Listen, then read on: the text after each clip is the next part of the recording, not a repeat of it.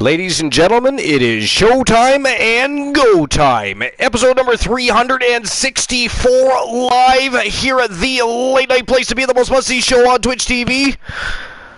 We are the very best in fantasy wrestling excellence, bar none, period. We are the Archiverse TV. Welcome to TWA Wrestle Kingdom. We are back on the road to Fall Brawl, the next big stream preview of 2022, and of course the big fall blockbuster.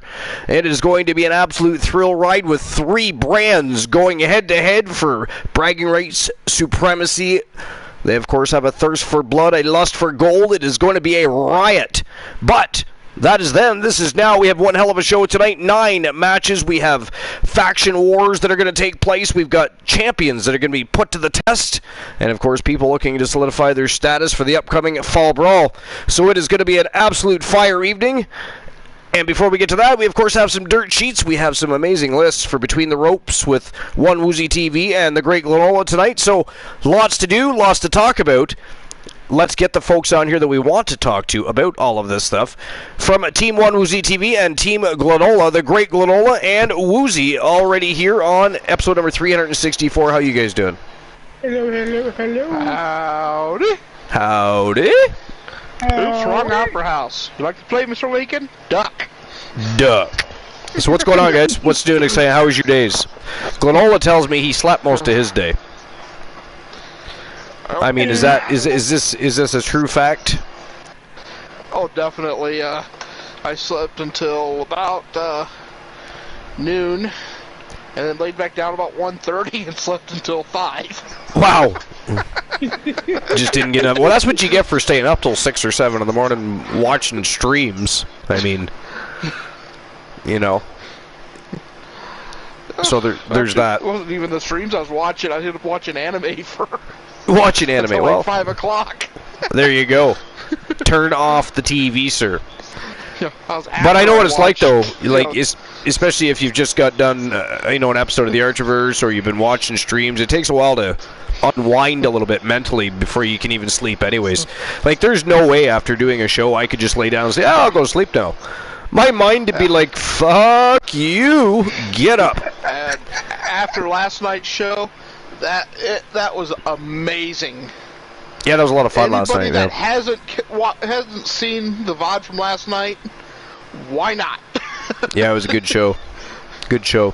And tonight is going to be an absolute thriller. Like I said, a fire evening, non-stop professional wrestling action going to happen in the Squared Circle tonight.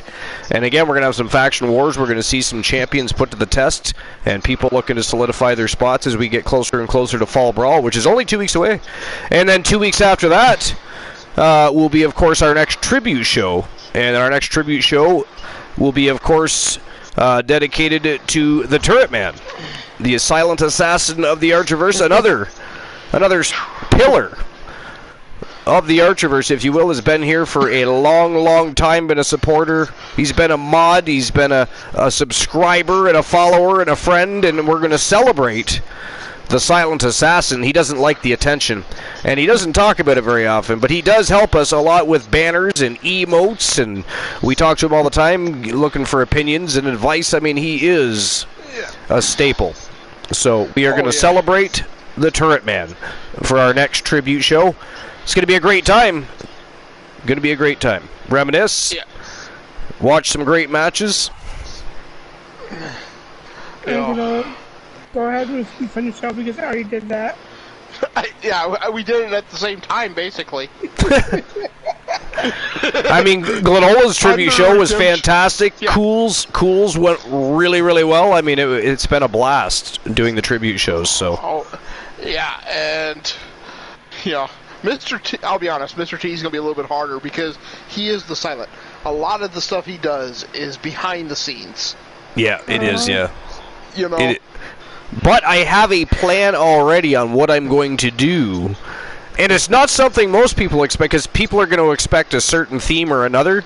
But I happen to know a little something about Mr. T. And so I'm going to utilize that for my theme for the arena. And, of course, ring, etc. for the upcoming tribute show to Mr. T. So, yeah. Oh, yeah. But it's going to be fun. And But no, Woozy and I both redeemed the betting lines at the same time. Yeah, I saw that. I saw that. You guys were fired right up. Well, I mean, you can refund yourself. Oh, yeah. Already So done. there's no problem with that. So the bang lines are open. We're going to start things off with a bang, too. Wait till you see the card. Because we started doing something a little bit differently when we're advertising the show from now on. You will see the upcoming show, but you will not see who is on the card or what the matches on the card even are, for that matter. If you want to see those things, you simply do one little thing. You show up at 10:30 p.m. Eastern Standard Time, unless it's, of course, a period of time where I'm working till 10. Then it's always 11:30 p.m. Eastern Standard Time. Either way, make sure you've got that follow button clicked. You get those notifications when we go live, because we will rock your world each and every time we have an outing. Or if Archer just gets distracted. I love getting distracted. I'm trying to read the chat and talk at the same time here. Look who I am tonight. You I'm your suck. superstar. 343. I don't think I changed the number because Woozy won last night, didn't he? I did. Yeah, I should do that real quick. You won the channel redemption. Nobody won the other one. Oh, well, Life is Great was close, I knew, but so Woozy must have snuck one in there. Yeah, he did. Like just. Hold on. Yeah. You see, Woozy sucks tonight. He's Kurt Angle. He's Kurt Angle. Everybody knows Kurt Angle sucks. Well, I did when come out with the book freaking neck. Okay, let's see here. But, of course, I got Stone Cold Steve Austin. What? What? Ugh.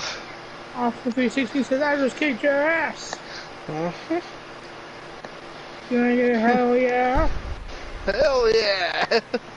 I just want a Steve Weiser. Or 3. Or 3. Or 4. 4. 6. Came out Actually- $10. I actually just watched a match that Austin made the match, and ended up going through like 6 Steve Weisers. That was Muhammad Hassan versus Shelton Benjamin. Muhammad Hassan. I remember when they tried to pit him against The Undertaker, and that went very badly for them. Well, they did. I mean, they did. They didn't try. They did pit him against The Undertaker, but that whole storyline went really bad, really quickly. That ended. Oh yeah, and it's too bad because he was actually really good. I think he went back to teaching or some damn thing, didn't he? I don't know, but to be honest, you know, in ring, yeah, he was pretty decent. Aside from that, I hated the guy. You know. Well, you were supposed to. Well, you were but supposed it was to. more than that. He was one of those that. No, I know what you mean, could though. See it, you know. And we got Froggy Mothlegs. How's it going, Froggy? He's Roman Reigns today. Roman Reigns. The tribal hog. All right, let's see here. Let's do. All right, so I just reset the channel redemption reward jackpot number, and it is 345. The one for the TWA Championship matchup is still 666. Nobody won that last night. Well, I'm I'm close. Froggy Mothlegs 595. What did you get, Glenola? I haven't even looked yet. 343. 343. Wow. So chances are you're winning that one tonight. Glenola's cheating, everybody. I apologize. Glenola is cheating. So yeah, he's likely winning that one.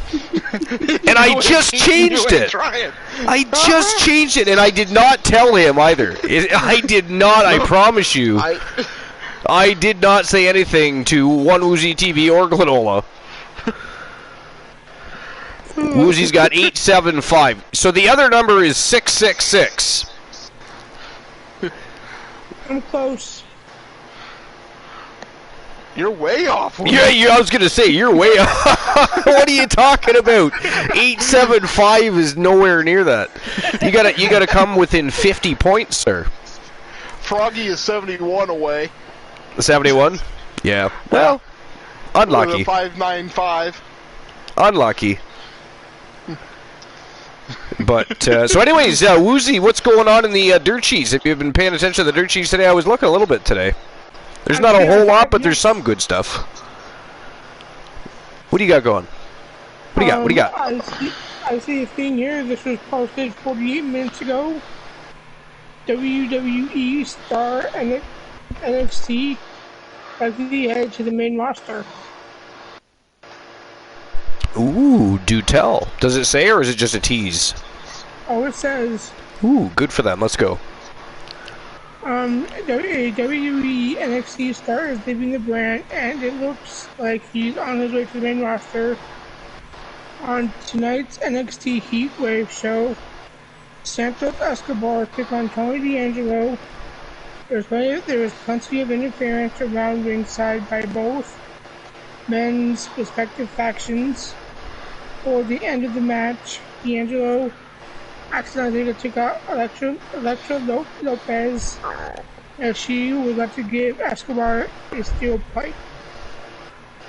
Moments later, D'Angelo was able to get his hand on the pipe faster than Escobar could, get his hands on the chain to use as a weapon.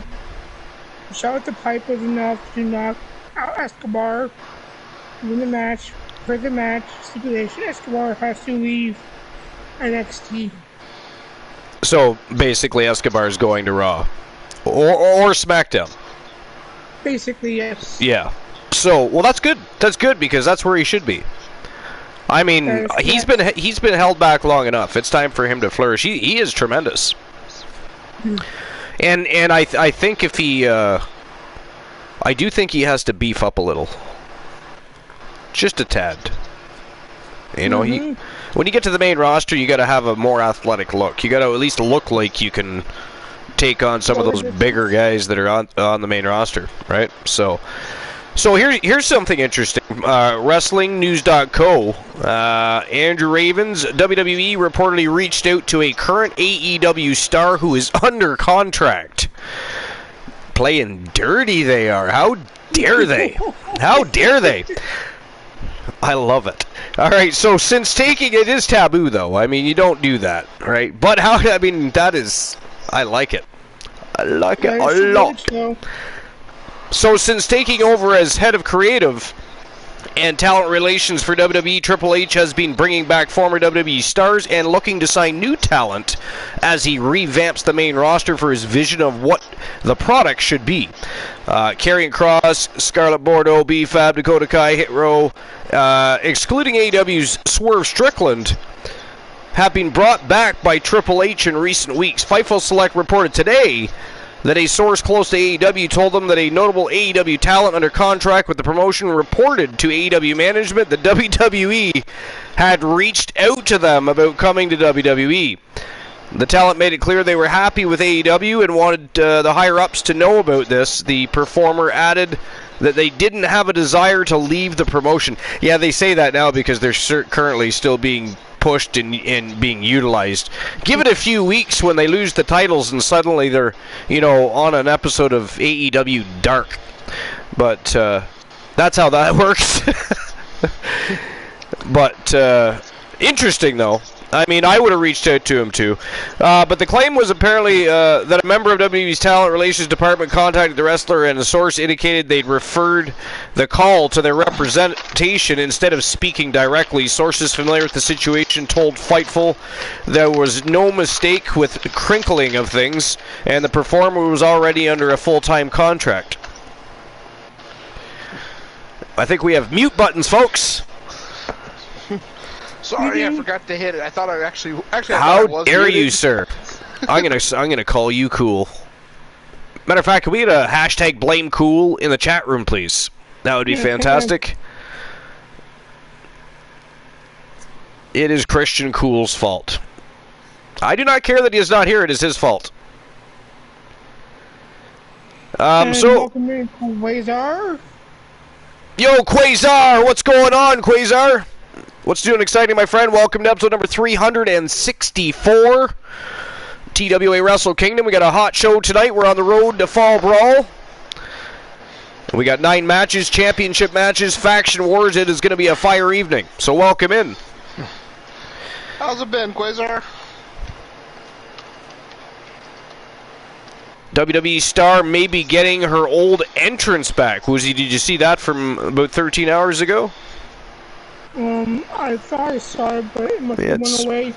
Another article by WrestlingNews.co by Andrew Ravens. So with Vince McMahon no longer being in charge of creative and Triple H down to control, they utilize that a lot at the beginning of these articles, don't they? Oh, yeah. They want you to remember every article that you read right now. Triple H is in control of creative and talent relations. It reminds me of those articles I read where they kept repeating the same thing over and over to the point where I just wanted to throw my phone. So I'm going to skip that part. As previously reported, Triple H is repackaging stars and bringing back former wrestlers that have been released. Many wrestlers who found success in NXT had elements of the gimmicks changed under McMahon on the main roster, including SmackDown star Shotzi. As a babyface in NXT, she got over by making her cool entrances with a helmet and tank, both of which she lost when she turned heel on the main roster. Although Shotzi recently brought back her helmet for her entrance, she is still missing the tank. However, the WWE star took to her Instagram story to tease that the tank could be making its way back. And I mean, how cool is that anyway? Give her her tank. Let's go. What is the holdup? Right, give her fucking tank. That should not even be a problem. And she's more than it anyway. She's amazing. She really is. She is. Yep, I think she should. She could probably be one of the next women's champions coming up in the near future. Especially her green hair is amazing. Yeah. You just like the green hair? And her talent. Uzi's got a crush on Shotzi's green hair, folks. But Glenola looking for acknowledgement. You're already on the broadcast. I was just making sure everyone had shout-outs. And shouting out the Archiverse. I'm pretty sure everybody's... Well, not everybody's here, but people are already here. Therefore, they don't need a link to the Archiverse. I'm just throwing that out there. I just bring you that as a piece of factual information for the evening. Oh. So what's this? We got big package notes and possible spoilers for WWE NXT going into Heatwave, Uzi. This is only from about 2 hours ago. Should we read it or should we not read it? Spoilers. I think we should. Anybody that does not want to hear spoilers, well, you've got the option. Otherwise, sorry about your damn luck, because we have to know. Inquiring minds must know. WrestlingHeadlines.com. Published by Mark Middleton. Usually writes pretty good articles too, by the way. Tonight's WWE NXT Heatwave special is expected to be newsworthy. According to a new report from Fightful Select, it was noted that several wheels were in motion in regards to NXT changes, and that the NXT 2.0 brand could be seeing some changes in the roster as Raw and SmackDown have in recent weeks. Word is that a lot of things are being settled as far as who will appear on the show or move up to the main roster. Furthermore, there's been a lot of talk about NXT UK superstars popping up on NXT TV in the near future, with Tyler Bate discussed internally. Bate was recently involved in a major NXT UK spoiler at tapings in London, but he is one of several names that are rumored to be featured more on NXT TV, and one of the rumored NXT UK superstars that may be integrated into the main NXT brand.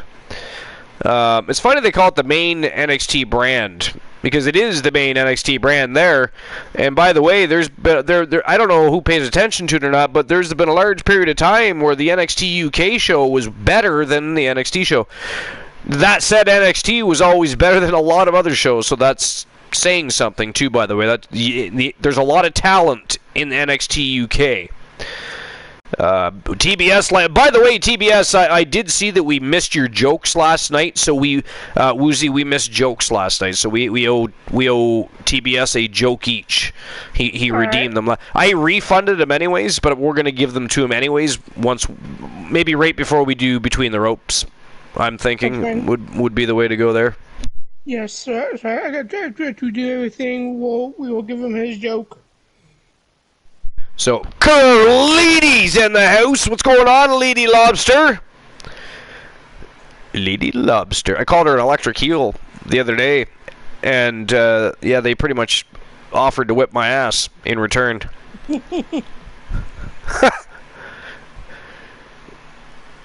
I forget who was it. AM somebody asked Carlini, what type of fish would you be? And I said an electric eel.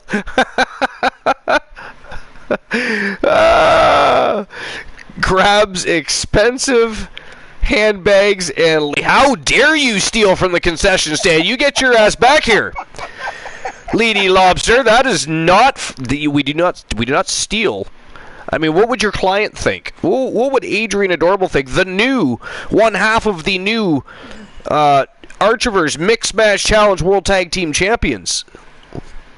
What would Adrian Adorable and Trish Stratus think of you stealing handbags from the concession stands? That is just ghastly. And you call yourself a streamer team. Good God. Security and watches. Oh, trips. I thought it said tips at first. I was... Adrian Adorable would understand. He does not understand theft. Under 5,000 at a concession stand.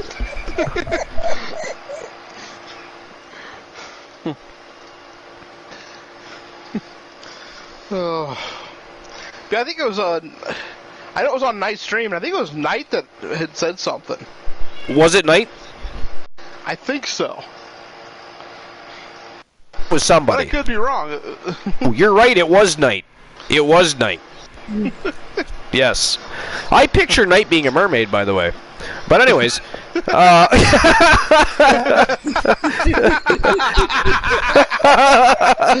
no! I want to hear him sing a rendition of "Under the Sea." As a matter of fact, you just want to see him in the clam bra. Yes, the clam bra. I forgot about that. Hell yeah, baby. Let's see Knight in a clam bra singing "Under the Sea." Now, I wonder what he would feel. I wonder what his thoughts would be on that exactly. Where is he? Knight, where are you? Can we summon Knight? Is there a way to summon him? We need to summon him. Because, I mean, there are certain people around here, we mention their name, and they pop out of the shadows and scare the hell out of us like a demon of the night. It is crazy. Some of them even swarm on in with a goddamn swear jar or something. We got to keep our eyes on people at all times around here. Doesn't matter if you're new or a veteran of the Archiverse, because the veterans always corrupt the minds of the new up-and-comers, and you all turn on me, so there's that too. As the king of villainy, that's my job. TBS says, what about me? Do you want to wear a clam bra? I mean, I'm fine with that. If you want to wear a clam bra, that's fine. I mean, we were talking about, the Night Undying, but if you want to get in on this, I'm okay with that. Are you going to sing a rendition of Under the Sea? Oh, Demon! Oh, we're talking about two different things here. We thought maybe you wanted in on the whole clam bra situation. I mean, I realize you can't see your clam bra, but we can see it. And you can sing. You don't have to be able to see to sing. Ask Stevie Wonder. Exactly. Stevie Wonder made a whole career out of not being able to see. But can sing, though. Sing his ass off. And play piano. Yeah. Oh no, I don't do Disney. That's an evil I don't mess with. Joe Link is Jimmy Uso. Ooh, so... What's going on, Joe Link? Anyways, where were we in the dirt sheets? There's not... really a whole lot of great information. Drew McIntyre says he was surprised by Karrion Kross's return. So it sounds like they're even keeping information from certain talent, even if they're involved in situations where they might, be involved, which is interesting. I like when they have the element of surprise, which is very difficult with social media, right? Oh, yeah. I actually have one I just want to mention. WrestleMania 39 has broken the single-day ticket sales. Really? Yeah. Yes. They announced today a record for first-day ticket sales for WrestleMania 39 taking place at SoFi Stadium, Los Angeles. Over 90,000 tickets were sold within the first 24 hours. Wow! More than any event in WWE history, and a 42% increase over first-day sales for WrestleMania. You know why? 38. Because people are expecting to be wowed. And ladies and gentlemen, let me tell you something right now. We are going to see the best WrestleMania we've seen in over a decade. You should watch it. Buy a ticket. Watch the premium live event or whatever you're going to do, because it is going to be a hell of a weekend. I guarantee you there's going to be a lot that is going to go down. It is going to be a lot of fun. It is going to be intriguing. It is going to be entertaining. And it's been a long time. I mean, WrestleMania is always better than every other show, but it's been a long time since we've had good WrestleManias. We haven't had a great WrestleMania in a long time. So it is time for a great WrestleMania. And I hope everything goes well for you tonight, Joe Link. Stay safe. Yes. Why? What's Joe Link doing? I missed something. He's at work. They're dealing with another COVID outbreak. Oh, good God! Yeah, stay clear of that. You don't want that. No, you do not. Matter of fact, I think Joe Link, you've already had COVID, haven't you? If I recall. I have. And I think most people have by now. I mean, it's not going anywhere. It is the new flu. Yeah. And as our bodies adjust to it, it's gonna the effects will be less and less. I have been suffering from some lasting effect from it, but yeah. Well, I mean, that's the problem. When it first hit, it was a whirlwind for some folks. But I now take my treatments and then spend 5 to 10 minutes coughing. Yeah. Anyways, so Drew McIntyre said he was surprised. Now, this is by WrestlingHeadlines.com.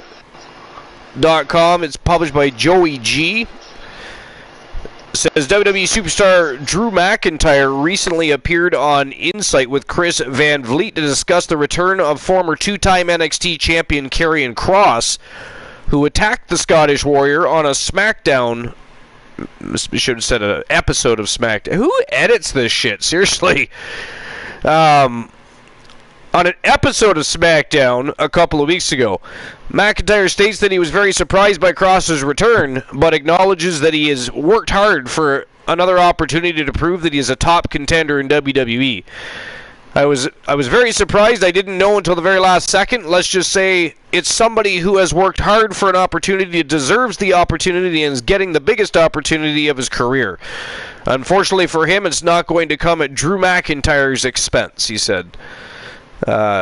McIntyre clashed with Kevin Owens on yesterday's edition of Monday Night Raw. And other than that, the only other interesting pieces of information, really,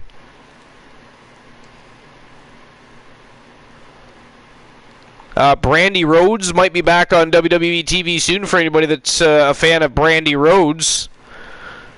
WrestlingNews.co by Paul Davis. Former AEW star Brandy Rhodes appears to be closer to returning to the ring for WWE. PW Insider reports that Rhodes wrestled during an in-house live event last Friday. The in-house events are done to give the development talent more reps so they can improve their in-ring work. Rhodes is currently not listed on the NXT roster, but her return to the ring is a step forward for her because she has noted in the past that she wanted to wrestle more, and she has been working hard on improving her in-ring work. The last time Rhodes wrestled was in January for AEW in a match against Kylan King. No word yet on when she might appear on NXT or main roster TV. Last April, Fightful reported that there were conversations about Rhodes getting an on-screen role in WWE. It was unclear at the time if that meant that she would be wrestling or doing something else. It's possible that any plans they might have had at the time changed once her husband Cody Rhodes suffered his torn pec. So, and other than that, Woozy, did you see the piece about Kevin Owens looking for a tag team run with Sami Zayn? Let's see. No, I did not see it. You didn't see that? No? It's from about 5 hours ago. WrestlingHeadline.com. WWE superstar Kevin Owens recently appeared on the TWC show to discuss a wide range of pro wrestling related topics, including his thoughts on becoming tag champions for the company, naming his longtime friend and rival Sami Zayn as his top choice as a tag team partner. Wants to win the WWE Tag Team Gold with Sami Zayn. Of course, I've never been a tag team champion. I'd love to be a tag team champion. Well, it says anybody, but I'm assuming it meant to say with anybody. Well, maybe not anybody, but there are a couple of guys I could see myself winning the tag team titles with. Obviously, Sammy is at the top of that list. Hopes to check that goal off his list soon. That would be the ultimate goal at the moment for us to achieve that. We've been tag team champions everywhere we've went except for the WWE. So we definitely have to get that checked off the list soon. And honestly, I would love to see them win the tag titles. And that was a very short article, and it ended very abruptly. And honestly, though, who edits this before they post it to their sites? Like, so many errors. I mean, I'm not trying to be the, you know... What's that? I'll be right back. Okay. Do you not find that lately, Glenola? A lot of errors. Like, wow. Oh, yeah. I found that on that one list I did here, a month or so back, where reading it hurt my brain. Yeah. I have had a couple of articles and lists as of recent where I was reading them and I was like, wow, I can't read this anymore because it is just written so poorly. Like, it's like if it's that easy to get a job at a news site or a news, I mean, I'm in. I mean, sign me up. Because a lot of them pay pretty good for people to make a lot of mistakes. But, you know what I'm saying? I think Christian Cool should get more resumes out. Seeing how he's already in he's already in the industry. But anyways, I guess we shouldn't sit and make fun of it. We don't do it ourselves on a constant basis to have that opportunity to make a mistake on occasion. So yeah, I can't spell, so... So here's something interesting. RingsideNews.com. DDP approached about having one last match. Huh. So, who wrote this? What does it not say? But it is RingsideNews.com anyways. Usually it says at the top. Oh, at Joshua Jones. It was hiding in really ghastly font. After Ric Flair's final match, there have been discussions about another retired former wrestler potentially coming back to wrestle one last time. One name who's been out of the business for quite some time is former WCW star DDP. While some would be excited to see DDP wrestle again, it doesn't appear to be something he's willing to do. During the latest edition of the DDP Snake Pit podcast, DDP got to speak about Flair's final outing. When the discussion turned to him getting back into the ring, DDP quickly shot the idea down. He even revealed that Conrad Thompson approached him about having an entire event built around his return. It's nothing I'll ever do. Conrad was like, you know, DDP, you'd be perfect to do one of these. And I was like, nah, bro, I'm good. I had my last match. It's never going to be better than that. I was lucky enough to have all my boys around me, and it was fun. I'm good with that. There was a lot of concern regarding Flair's health following his final match. Many fans and wrestlers weren't thrilled with the legendary star faking a heart attack and other spots he performed during the match. Flair made it through the bout okay, but ended up in a bloodied mess. While DDP refused to wrestle, he appeared on the event anyways. The former WCW star nailed Matt Cardona with a diamond cutter, much to the joy of the crowd in attendance. We'll have to see if DDP has one last legit match or not. I don't know. What do you think? Would you like to see DDP have one last match? As much as I would love it, and I am a huge Diamond Dallas Page fan, both in the ring as well as for his work outside the ring. But I knew there was a but coming, and I think I'm going to agree with you. But as he said, he had his match, and it was great. It was. And it his truly boys was. were there, which I take to mean it would just, without Scott, it would just not be the same. Without Scott there at the event. Yeah, I can't disagree with that. I think that's what that meant, as he was talking about Scott and, Jake. But yeah, as much as I would love to see him in the ring again, I think he's making the right decision there. And not diluting. No, I agree with you 100% there. I don't want to see him back in the ring either. Unless it's like if he's to come back on screen as a managerial role or a Raw GM or something of that magnitude, hell yeah. Sign me up for that all day long. One time off thing like what happened there. One time, do a diamond cutter, crowd goes wild, something like that. But to actually get in the ring to wrestle a match, I don't think so.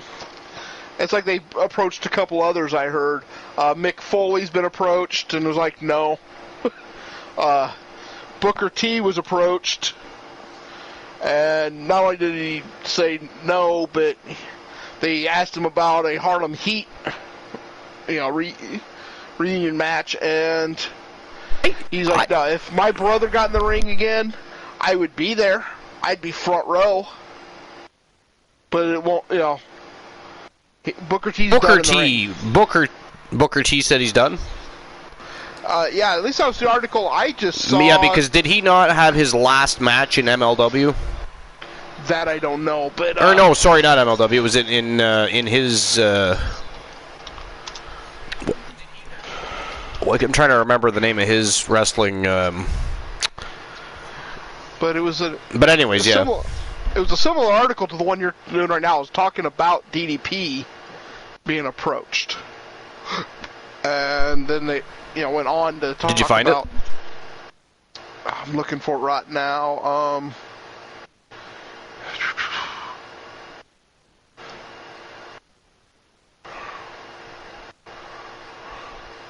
Of course, when you're actively looking for something, you never do find it. On the spot.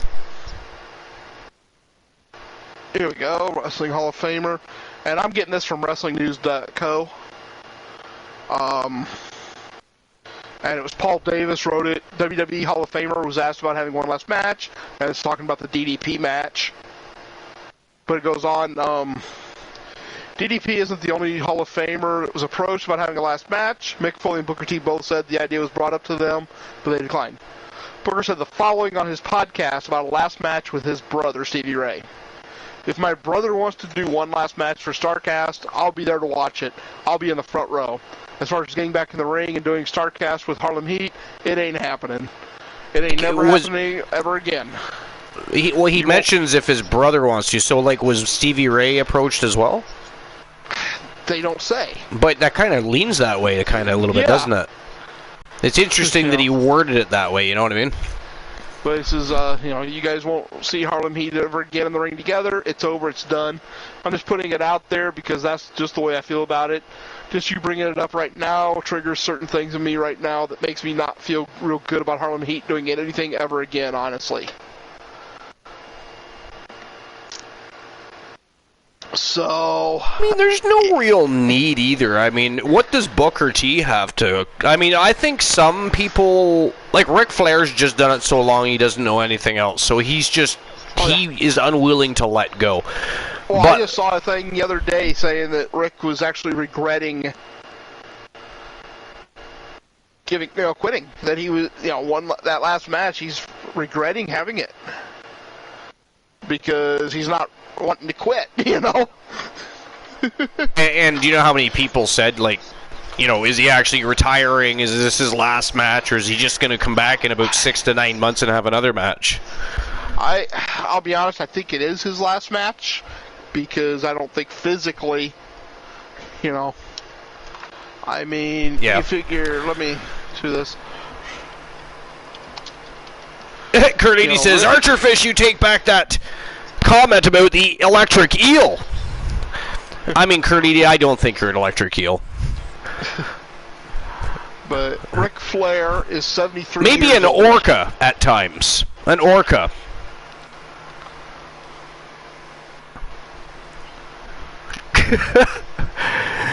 Okay, the family The boss. family boss. This is my house now. I don't think you know where you are. Are you inebriated? You have But he waltzed into the wrong place to They look for that kind of redeemed acknowledgement. Invasion. But So, if you're live when we get finished, I guess we're heading over to your channel. But he redeemed a Target guy the Invasion. target the invasion for his own stream. I'm That is ghastly. because that was his comment. Was this is my house now? Family boss. How dare you? And I am back. Welcome back, back, Woozy. Woozy. Good timing. I was just about to say, I don't think there's really much left in the dirt sheets to discuss, so we may as well get the show on the go. Curly says, a bully? Is that what you're calling me? I mean, sometimes. You're a little scary. I mean, you're afraid of Curly, aren't you, Woozy? I am. Yeah, She's a fucking Glenola monster. is afraid. I mean, you have us shaking on our boots at times. We walk on eggshells when Lady Lobster is around. Yes, we do. Even though she gets confused when So I think- number one. I think by all standards, and let's face it, an orca is a beautiful creature. Very intelligent, fast, powerful,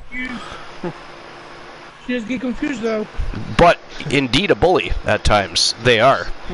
Hell, they even bully great white sharks these days. That's what they're doing these days. They are bullying great white sharks. That is crazy, isn't it? The great white shark used to be considered the ultimate predator in the ocean, and now the orcas are like, hey, yo, fuck faces. No, you're not. Hello. They are now eating the great white sharks. That is fucked up, isn't it? So, evolution's a great thing. Says hashtag blame bully Archer. But anyways, you know what I'm thinking? I'm thinking it's time to get the show on the go. I think it's time for Between the Ropes, because we have 4 lists tonight, 2 of which Woozy has, 2 of which were redeemed by, well, kind of not redeemed, but requested. We now have people requesting Glenola to find lists, which is great. Adds a little flair to the show. But, so, if you guys have no objection, I say, it is go time. I second that. You second that? Glenola? Oh, definitely. Let's light the fires and kick the tires. All right, here we go. Episode number 364 live. Let's go.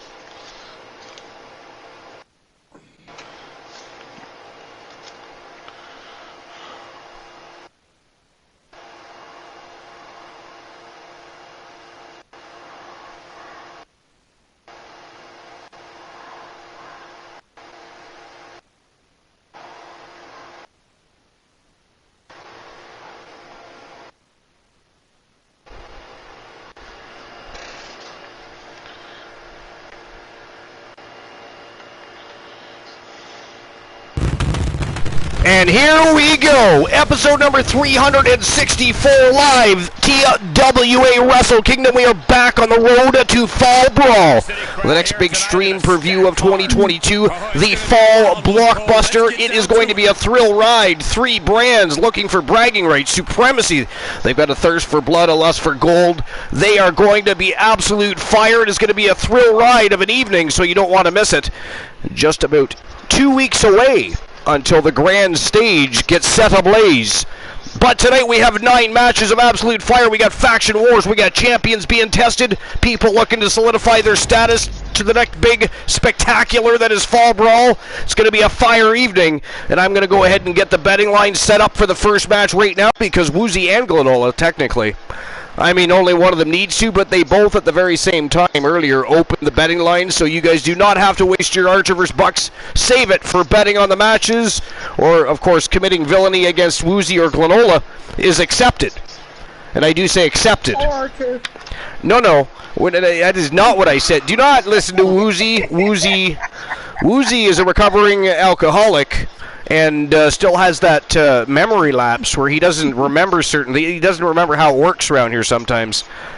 I did not say that. He is not a ventriloquist. Neither am I, so therefore, and he's not my dummy, for that matter. But, no. Save it for the betting. The betting is good. The betting is, or good, jokes. Jokes are good. Joke times are good. Tree of Knowledge or Rotten Fruit, always good. There's some fun things you can do without causing the villainy, folks. Just saying and throwing that out there. But I will open the betting line, and then we'll get on the go with Between the Ropes with One Woozy TV and the Great Glenola. Just give me a moment. Who's walking out? The Trish Stratus Heritage Champion. Is it going to be the newest member of the roster? Has been smoking hot over at the YouTube Development League, by the way. One half of the Mixed Match Challenge World Tag Team Champions. Also defeated She-Fiend for the Internet Women's Television Championship. She is on fire, and she is here tonight in this 8-man Elimination Royale. So Erica Ann Smith, or maybe I put Smitch. Smith. There we go, not Smitch. It's not funny, Glenola, how dare you stir the pot Woozy, before the show starts. Ghastly. Woozy, you have a swear jar on you, Woozy? You have a swear jar? You got a swear jar. What are you laughing at, sir? How dare you? Shotzi, we have Amber Extreme, Bianca Belair, Rhea Ripley,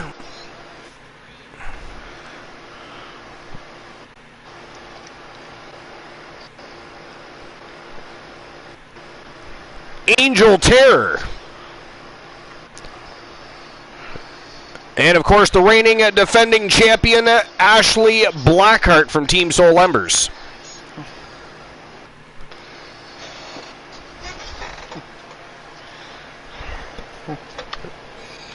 All right, you'll have 5 minutes to make your bets. And there you go, guys. Betting lines are open. Gamble away, you fiends. But it is showtime and go time. We have Eric Ann Smith from Team Christian Cool taking on a member of the Outlaws from Team Joe Link, Alexa Bliss. Shotzi Knox in the house. Of course, Amber Extreme, also a part of the Outlaws. That's a little suspect, isn't it? Why are 2 members of the Outlaws in the same match? I just noticed that now. That is ghastly. I smell a coup being run there. We have Bianca Belair, the EST of the Archerverse. We have Rhea Ripley. We have Angel Terror from Team Leo King. And, of course, again, the reigning defending champion putting her crown on the line. 8 Vixen. Elimination Royale. It is showtime and go time. Let's go. Let's go. And it is also time for Between the Ropes with One Woozy TV and the Great Glenola. And guys, I'm just going to grab a beverage while you begin your list. Sorry, what were you going to say? I'm doing my joke time before I do my list. Okay. Well, that's even better. That means I might make it back before your list. Yes. Okay. Let's see here.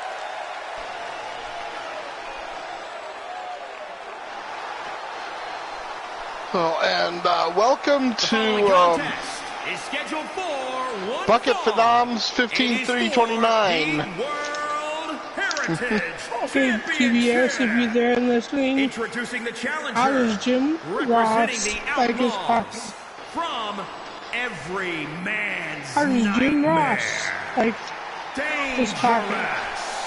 Amber Extreme. Hey, Punisher. Remember, guys, the title's How's on it the going, line here man? in this one. And I don't remember the Punisher. last time the champ was in this much jeopardy, Cole. Tonight You know, might you have a just be guess? the night the title changes hands.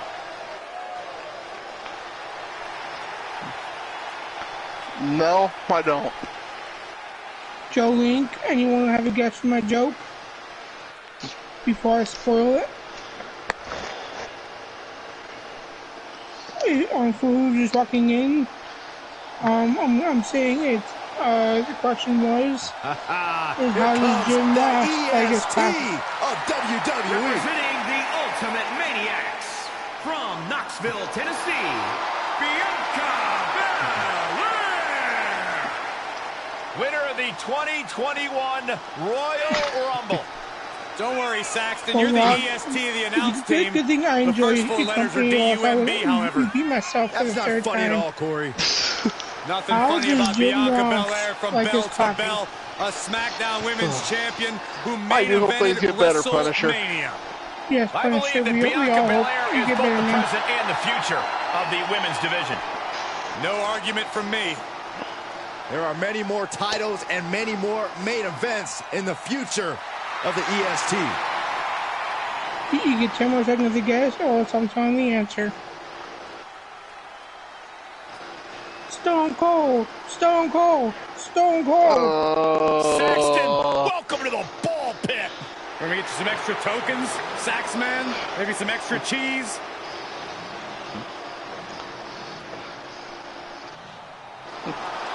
Good thing I don't have the California.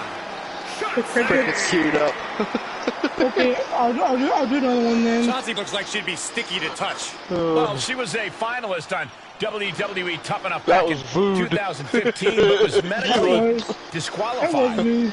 Fought hard to earn her way on the independent scene, recovered from that medical condition, and now she is right where she belongs Why here can't in Dolph WWE. Ziggler go? Why can't Dolph Ziggler go to the gas station? Why can't Dolph Ziggler go to the gas station?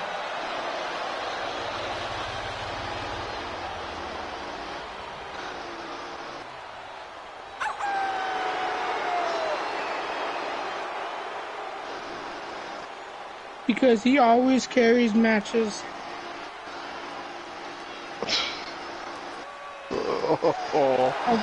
Yeah, I know. He's a gas freak. Already a big following in the WWE Universe. Shotzi. They are gas It's always freak. I better know. to follow a tank I will do than have better. to face it. Why don't you get up there and test that theory, Saxton? You look so ghastly. It's like watching Kevin Sammartino wrestle. Here's one of the most dominant women superstars today, Rhea Ripley. I have returned. Welcome back. What have I missed? Yeah. How'd the joke go? Not much. Oh, I owe a joke too, don't I? Was it bad? Do we owe a refund? No, we already refunded. We can't owe him a refund. I still owe a joke. I'll put you there. It's so bad. It's like watching Kevin Sammartino wrestle. All right, okay, TBS, I got a joke for you. When it comes to stealing The joke that I owe you from last night. What do you call an alligator detective? Now, you're absolutely right, Byron. Rhea What Ripley do you is call not an afraid of any alligator competitor, no matter detective? how impressive their resume may be.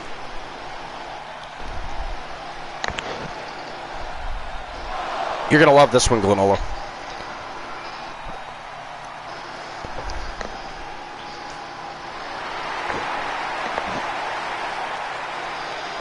Punisher says, kind of disappointed in myself. I gained 4 pounds over the weekend.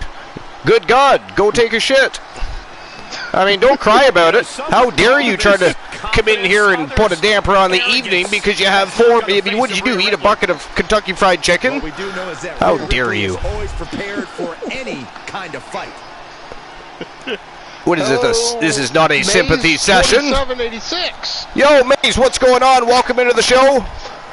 Welcome to episode number 364, TWA Wrestle Kingdom. Welcome to We're working our way to the next big stream preview of 2022, Fall Brawl, 2 weeks away until the big thrill ride. And what is Carlini going on about? Did TBS answer me, or is he leaving me hanging? Corey, I got some breaking news. Punisher says, hey, they asked how I was. Don't hate honesty. On Alexa's playground tonight. He was asked how he was doing. Fair enough. Guys, I'm gonna hate it anyway. Dinner date with my mom. I won't be available. TBS did not answer. Oh, wait a minute. He said gum chew. I don't know if that was his answer. Alexa's still in there. I'm sure. I mean, you know. kind of wondering. Carlini says Archer Fish is mean. She seems happy. Whatever, Orca. And she's also about to turn the ring into Trying to stir the pot. The show just started, Carlini. Oh yeah, Archer, and you're under a swear jar too, by the way. What's that? I hit you with a swear jar, by the way. Did you? I don't even see it. Where is it? Actually, it was before you left, so you beat it because you weren't here. Yes! Nice! Absence is good sometimes. Makes the heart grow fonder. And Khalid said, Archer Fish just called me fat. I did not call you fat. I called you an orca. They are lean, mean fighting machines. They're a whale. Actually, technically, they're not a whale at all. Yeah, technically they're a dolphin. They are a dolphin. Byron, as the title will be on the line here. You're right, Michael. But everybody thinks Judging of from the whales when response you say on social orca, media, so- heading into this match, we're likely to see a They are the size of a whale, here however. tonight. So And like there you I go. said, they are preying. They are preying on great white sharks these days. Well, no, dolphins aren't quite whales. They have differences in their, anatomies. They're different. They aren't classified as whales.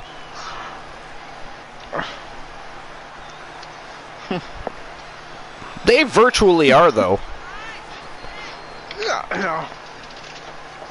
That mask is insane. That is the Three Faces of Fear Angel Terror from Team Leo King. We still have no idea what goes behind that mask, but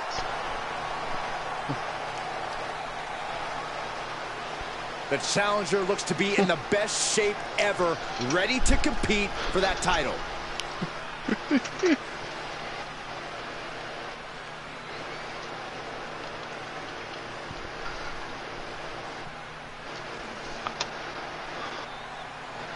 she is in fact the WCW United States Women's Champion, though. Actually, technically, Carlini is correct. From New Jersey, I just looked it up.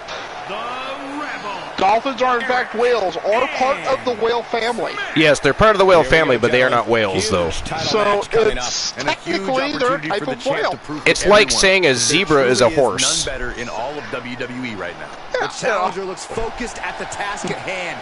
She is determined to end the There's a reason champion's they're reign classified differently. The variance is, maybe minute. And like I said, virtually a dolphin is a whale anyways, but Yeah, but it's technically, she's right.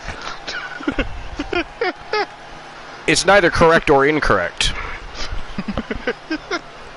No, it's technically correct, which is the best part of correct, or best kind of correct. It's partially correct.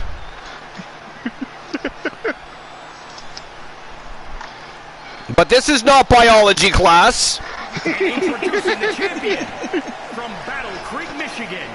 She's the World Heritage Champion. So what do you call an alligator detective? Oh, yeah, I forgot to answer that question. You call them an investigator. Chances here tonight. I love him. Okay, that one wasn't bad. An investigator. Which on 2 levels, so there you go. Yeah, you got your alligator vests and you got the gator. You can see here. I'd almost forgotten about that. And there's the reigning, defending, undisputed Trish Stratus World Heritage Champion. And it is now showtime and go time. Look at the pandemonium that is about to unveil itself here. Now, if it's being defended in a match, then isn't it disputed? Undisputed meaning it's been defended and nobody's been able to dethrone them. Corey, what's your best shot at winning in a no disqualification But at match? this point, it's being Lean into the disputed. stipulation and leave no stone unturned. Use everything at your disposal to get the win. Otherwise, what's the point? Out of the blue. So anyways, who's doing their list first? It is time. We've announced it, but yet I do not hear a list from either side. Well, I'll start with the first one. And I think, Who requested this one? Was it Froggy? I'm trying to remember. I think this one was Froggy. I know I could be Froggy. wrong. The other one was TBS, wasn't Joe it? Link. Was it Joe I Link? think it was Joe Link and then Froggy both did one. Okay. Each one did one. And I don't remember for sure, but I think Froggy did the 10 oldest active wrestlers. The 10 oldest active wrestlers. Okay. This is the oldest active WWE wrestlers. This is off of sportlister.com 4 months ago, and Mike Rashford wrote Okay. it. So, number 10, we have Brock Lesnar at 44 years old. Yeah, hard to believe he's 44 already. Eh? Yeah. But at the same time, you know, the youngest of the top 10 is younger than I am. But as far as pro wrestling goes, that's, you know, aging. It's getting up there. Oh yeah. I mean, that said, he's able to still go unbelievably. So. Oh, definitely. 15 world titles. She scores big. AJ Styles is 44 years old. What a knockout punch. I knew. Sheamus is 44. Ouch. Caught her. Great job Tamina Snuka refocusing to is reverse 44 years old. For whatever reason, that seems, She's pushed into the corner. that surprises me. You know, I thought she was quite a bit younger than that. I actually thought she was a little younger than that too, but Stiff kick. But she's been in the WWE for over 12 years now. Kick lands. A bunch of strikes. What a combination. Bobby Lashley's 45. Stomp to the arm. Elbow drop.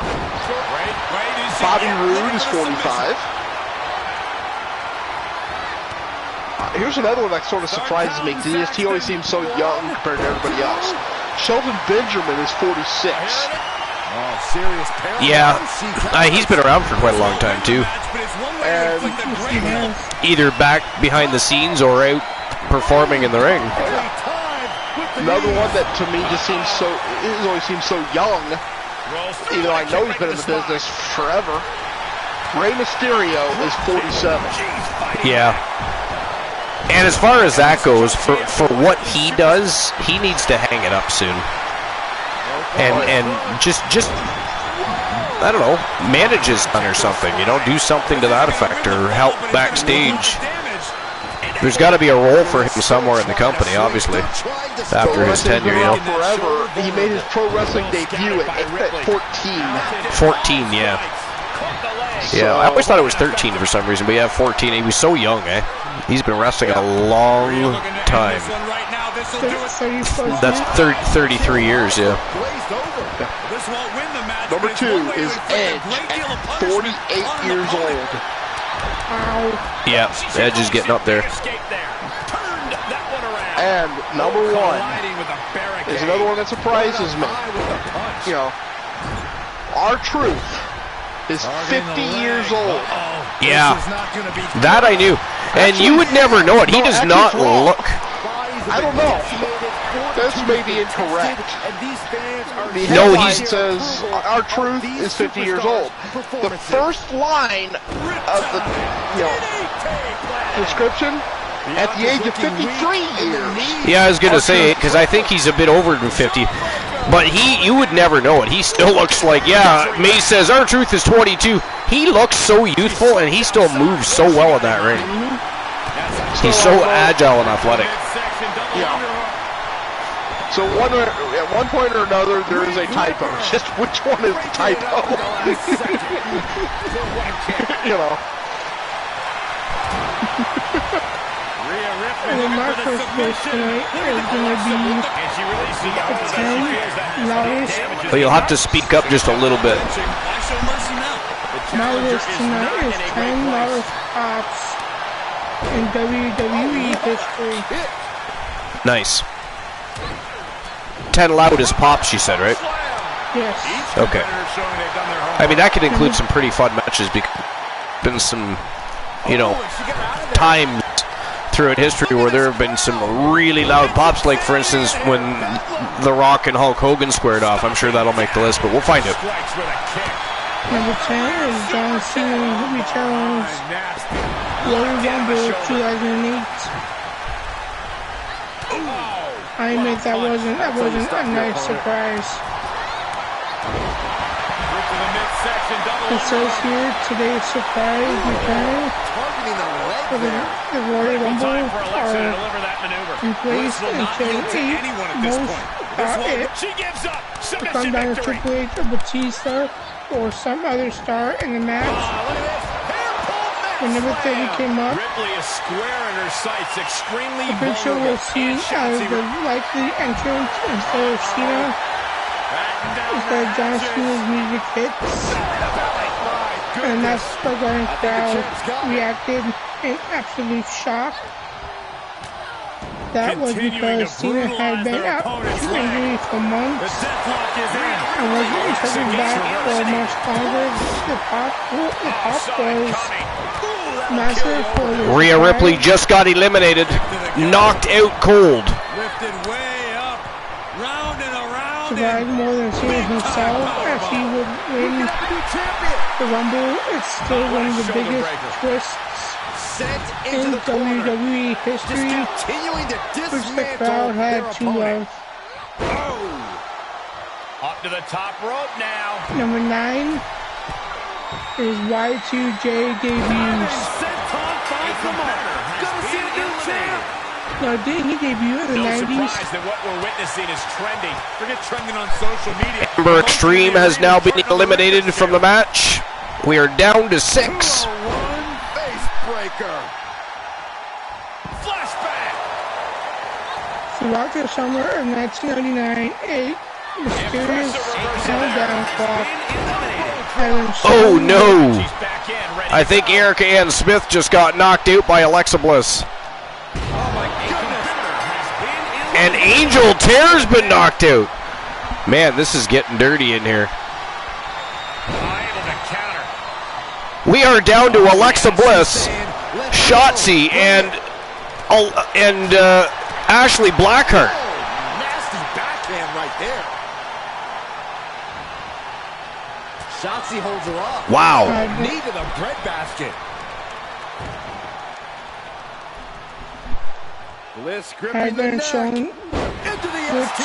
appeared to be around Alexa Bliss be about the millennium, and The Rock was in the ring. There goes Shotzi.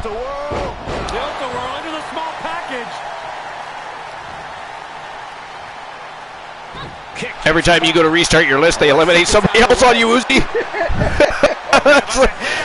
How dare they? Alexa Bliss feeding her the knuckles. We are down to Alexa and the reigning defending champion. This is very interesting. I'll wait to the match over without continue on this. They have her where she wants her. DDT firing on all cylinders. Trying to pop that arm out of its socket. Holding the shoulder hostage now. Man, Team Joe Link's got to be happy right about now. Now, mind you, they had 2 people in this matchup. That still needs to be looked into, by the way. Bliss goes for a ride. Whoa! Out to the concrete goes Alexa Bliss. That probably didn't feel very good. This could be good. I would say no. No, this is the wrong arena to be thrown outside the ring. There are no mats. As you can see, it is concrete for anybody that is new. I mean, people like Alan Severn love it, but I mean, most people not so willing to go outside the ring. These vixens are just crazy. Uh-oh. Oh, I thought she was going to get a blackout, but Alexa Bliss fighting back here. And responds with a counter of their own. They are duking it out. Whoa! Jesus Christ, knocked her out with a big roundhouse kick. Damn! Winner of the match, and still A lot of good action in that one. Here's another look. the reigning defending Trish Stratus World Heritage Champion from Team Soul Embers, Ashley Blackheart. That was, yeah, that was vicious. Here is your winner, Curlini says, woo! World Heritage Champion, When The Rock was in the ring doing a promo, The Rock appeared to count down to Y2J for the first the time. last Break the superstar wall down, standing. played at Jericho Yeah, you cannot appeared discount on the just how screen. much endurance went into coming out on top in The a match like Chicago this. crowd went wild as Chris Jericho, fresh off leaving WCW, debuted with a promo that instantly made him a bigger star than ever. The crowd reaction was critical, and Jericho having one of the greatest debuts in WWE history. Archer Frisk, isn't yous a Leo? No, I am not a Leo. I am a Capricorn. I was born at the end of the year. Quite literally. Alright, so, next matchup on the docket. This is going to be a barn burner. Look at the villains. Vixen villains. We don't want to misrepresent. Look at the Vixen villains in this matchup. Have a look at that, Woozy. This is going to be a kick-ass match. Alright, so, next match of the evening. This is a Trinado Tag Team Eliminator. And, of course, you've got the Iconics. And then we have from Team AMC Me, the Diamond, Ashley Marie, and, of course, the Asian Invasion. The Asian Nightmare in the game, of course. Ashley Shang. They are the Alliance, and they are teaming up against Day One Glow, Naomi and Lana. This is going to be a barn burner. Yo, Mr. Vegito Pro, what's going on? Welcome on in. Appreciate you stopping by. What's new and exciting? How was your stream? Appreciate the invasion. How are all you invaders doing this evening? Welcome into episode number 364 here at the Archiverse. This is an episode of TWA Wrestle Kingdom. We're actually on the road to Fall Brawl, which is our next big stream preview of 2022 and our big fall blockbuster. And we're going to have 3 brands competing for supremacy, glory, bragging rights, championship gold. They've all got a thirst for blood. They're a bunch of villains. But it is going to be a thrill ride. Right now, we're on the final push. It is 2 weeks away, so there's a lot going on. But welcome in. And Curlini's trying to backtrack. Stop hanging out with Poindexter, Curlini. This is 364. How dare you? How dare you? She's been hanging around Poindexter again. Where's Froggy Mothlegs?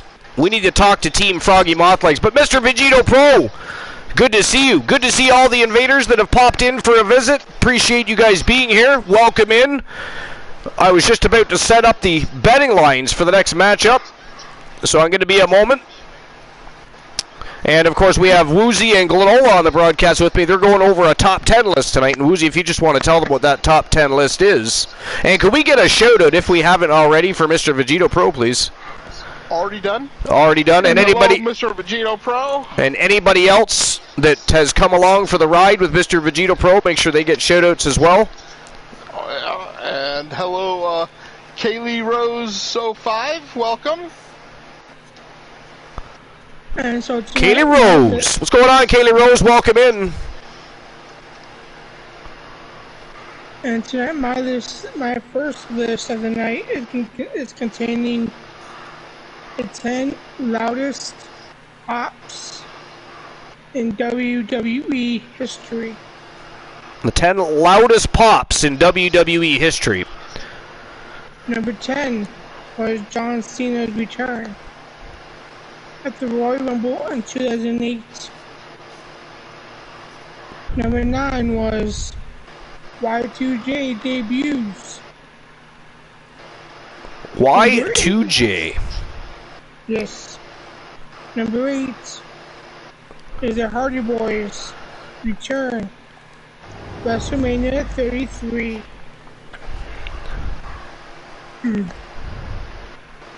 At WrestleMania 33, Gallows and Anderson, Enzo and Cass, and The Bar were set to fight in a triple threat ladder match for the tag team titles. So as the match was about to begin, the New Day announced that a fourth team was being added. Yeah, Mr. Vegeta Pro, hold on one second. Mr. Vegeta Pro, you're right. The ovation that The Rock and Hulk Hogan got during their matchup was deafening. That was actually a matchup in Toronto.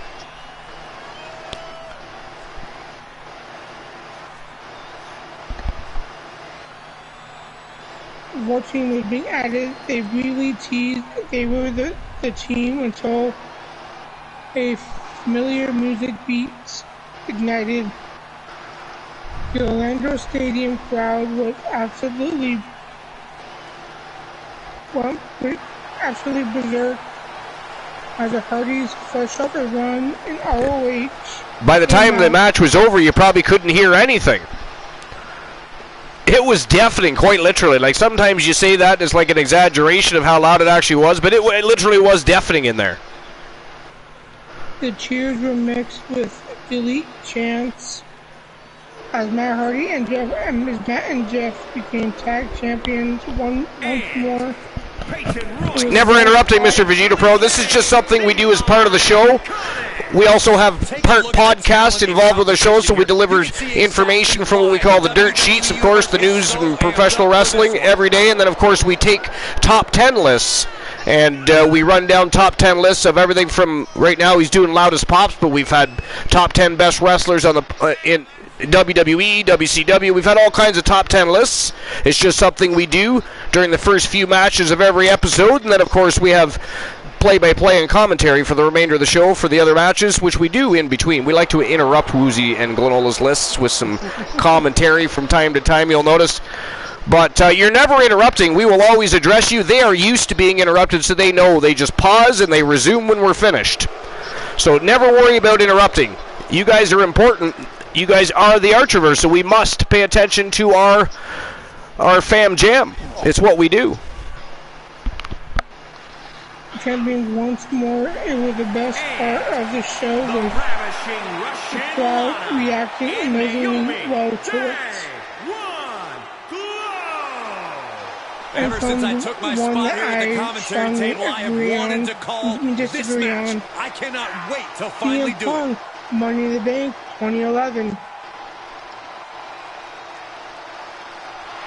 CM Punk had made a huge deal in 2011 with his infamous pipe bomb speech mocking WWE with his contract coming up. Punk made no secret that he was planning to leave in a tornado tag as champion after winning the belt from John Cena at Money in the Bank, and as it was in hometown in Chicago, the already hot crowd was absolutely smoking when his music hit. I could have sworn that happened in 2011, in 2014 when he did that. This isn't going to be good. The Iconics are teaming up against Ashley Marie here. Did you see that? Yeah, so that's disgusting. Already a rivalry rearing its ugly head back up. The Iconics and the Alliance have a deep history. They do not like one another. They have had many battles over the tag team titles together. damage The you entire inflict, main the better. event This is all was about nothing total but destruction. major pops Nothing for is Punk off limits. when it came on He's on unsteady game legs in the corner. when he Needs won to the title. Elbow drop. One night Punk was the hottest man Oh, right to in the all of kidneys. wrestling. Golly. Oh, look at this. Oh, pump handle. Number 6, Reversal. What a counter. Oh, The Rock well returns. placed kick. She's starting to look concerned. It had been Connects on known the kick. 7 long years since the last time The Rock was on Relentless. WWE programming What in a now? What 3-tape bit. And another. Just That's a good long time to build up major fan love. Oh, man, Early in what a hair. 2011, WWE made a big deal She manages to get of control. a special She goes guest under the ropes and host back for into the ring. WrestleMania 27. With the lights darkening, the lights flashing, the famous "If You're So Now." For the win. Well, that was ghastly. How dare you? Still in this fight. How dare you? We're gonna get sued for that. Right in the mouth. Relentless. Enough already. Yeah. Well, you can't get a copyright on that because Yeah. that was so poor. That's definitely transformative. Right? Good Lord, Woozy. I think every time The Rock returned, he got a big pop. So it kind of goes without saying. But yeah, there were definitely, times where it was louder than others. The time they're talking about still doesn't touch the pop he got when he faced off against Hollywood Hulk Hogan. But I can understand why they chose that one too, though. And the minute erupted, The Rock was back for a great promo, mocking Michael Cole and setting up his beef with John Cena to make this one of the greatest returns in WWE history. She covers for the pin. Kick to the Next back. one up, And she's in able to stop the counter 5, early. Looks like there's some Stone more Cold left in her. saves the day. Backlash 2000. And you still feel the glow in the lights. After a disappointing finish to WrestleMania 2000, WWE won back fans with Right now, I Backlash. just don't know what it's going to take. The entire show was quite good, but the main event was Holding it on the arm. absolutely terrific. The Rock challenged Triple H for the WWE title with Shane as ref. Vince and his cronies were in the ring to beat The Rock down and let Triple H long 2.5 in the waning moments of this match. Member of the Iconics has been eliminated. Say good Sound of night. shattered glass erupted as Stone Cold Steve Austin Attacked in the matched midsection. And misses on the springboard. Mr. Vegeta Pro says WrestleMania after Raw was even crazier. Yeah, it kind of was, wasn't it? The crowd was going wild as Austin took over everyone with a chair. She's starting to tire a Linda little. McMahon followed it by shoving Seth McMahon to the ground. Much worse for him, The Cole. Rock finished Triple H off for the title to close out a trio of huge pops. There they go. And now she's climbing to the top Number turnbuckle. 4, Daniel Bryan wins Well-timed dive. WWE title at WrestleMania 30. Hooked up. Fisherman. And the fans went crazy for that one.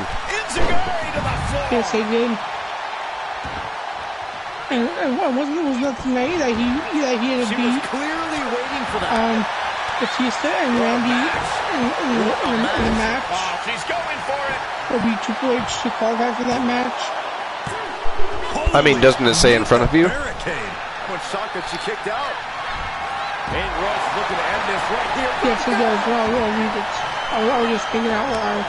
Mr. Vegito Pro says, I love it. I love this list. Keep going, Woozy. He loves the list. How much is it worth to continue through It the says agony? here, WWE has never wanted Daniel Bryan in the main event Sweat on the of ground. WrestleMania, but when the fans hijacked shows with the yes chant, they had no choice but to give in. Rumors abused the abound. Vince still wanted Exclamation Triple delivered H by to win Lana. the Kick out the at opening two. match, and in the main event for Surviving that Hunter maneuver New is absolutely amazing. There's got to be some disaster sense that of would be. desperation right now. She's used her best weapon, but the Brian match took for it the hard pin and to the both win. Batista and Dean Randy. Royce is looking to end this right In a here. huge battle, finally Brian gets to tap out to allow 75,000 fans to chant. Yes. You and I both, Byron. Mr. Vegeta Pro says the CM Punk one was right on the money. Looking to end this right here, right now. Deja vu. How have we not? Ooh, Lana just got eliminated. You gotta believe that not wanting to feel the agony of defeat is causing this never surrender Number attitude. 3 is Is there still interesting. enough left to try that maneuver again? Or Number is 3 her is confidence Davey shaken? Boy Being Smith eliminated. wins the IC title. This place is going insane. Ground beneath The my feet. Iconics have now been fully removed from the matchup. It is down to the Alliance and Naomi. One half of Day One Glow trying to defeat Big right Ashley Marie and Ashley Shang. That is going to be near impossible, but good luck with that. Nicely done. It says What here a the original punch. plan for SummerSlam 92 was to Enough already. All right, Mr. Vegeta Pro, well, thanks for stopping in. We appreciate you. Thank you for the invasion. Have a great evening. We'll see you on your stream sometime soon. He was right on top of it. Have a great night, Vegeta Pro. have a good night, man. Lurk away, my friend. That's gotta hurt. The original plan for SummerSlam 92 was to have Bret Hart. It is almost midnight, yes. It's 11:55, actually. At least for us Eastern folk. Hoisted all the way up. Kay, and the official calls They're it defending the clear. They IC title cannot fight against any Shawn longer. Michaels. And the show was moved to Oh, that's right. They changed their name to the Click. I forgot about that. Here are your They're no longer the Alliance. They are the Click. They've been that way for a while, actually. I don't know why I forgot that. They used to be called the Alliance, though, Every other superstar before the Archiverse in this 3.0. match. Oh yeah, you have to believe this. The Alliance, I believe, is a Mixed Match Challenge team now. Surviving against all these other superstars and standing tall. How dare I here forget such and things? now. Here's How Dare You. Can we get a hashtag blame cool in the chat room, please? All right, so the winners, I mean, you would have chosen the Alliance, but it was actually supposed to be the Click. Apologize for that. So congratulations to Team AMC Me and Team Asia Invasion. The Diamond Ashley Marie and the Asian Nightmare Ashley Shang performed amazing and are putting themselves in line for a tag team title shot. And of course, again, Fall Brawl only 2 weeks away. Thank you, Joe Link. Can we ban Glenola, please, now? Thank you. I would appreciate that if we could ban Glenola. All right, next match of the evening is a fatal four-way matchup, and look at the Vixen villains in this one. We've got Brittany Baker, DMD, Jade Cargill, the Queen of the Ring is Charlotte Flair, and of course the one that's been making a huge impact both in the YouTube Development League and of course since debuting on the roster has already won championships. Sinister Fiend, aka She-Fiend, is what everybody is calling her. It is trending worldwide. That is the next match of the night, so I'll get the betting lines open for this one. All right, so who walks out with the W here?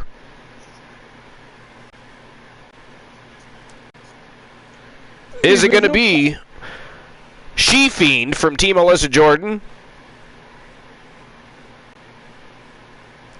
Or firmed? Could be firmed. She firmed. We'll just change that, shall we? Is it going to be Charlotte Flair?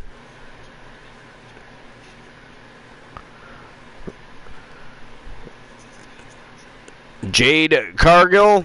Or Britt Baker?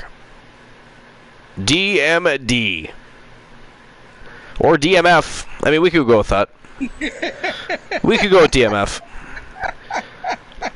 All right, I mean, maybe even DMX, who knows? It's supposed to be DMD. There we go.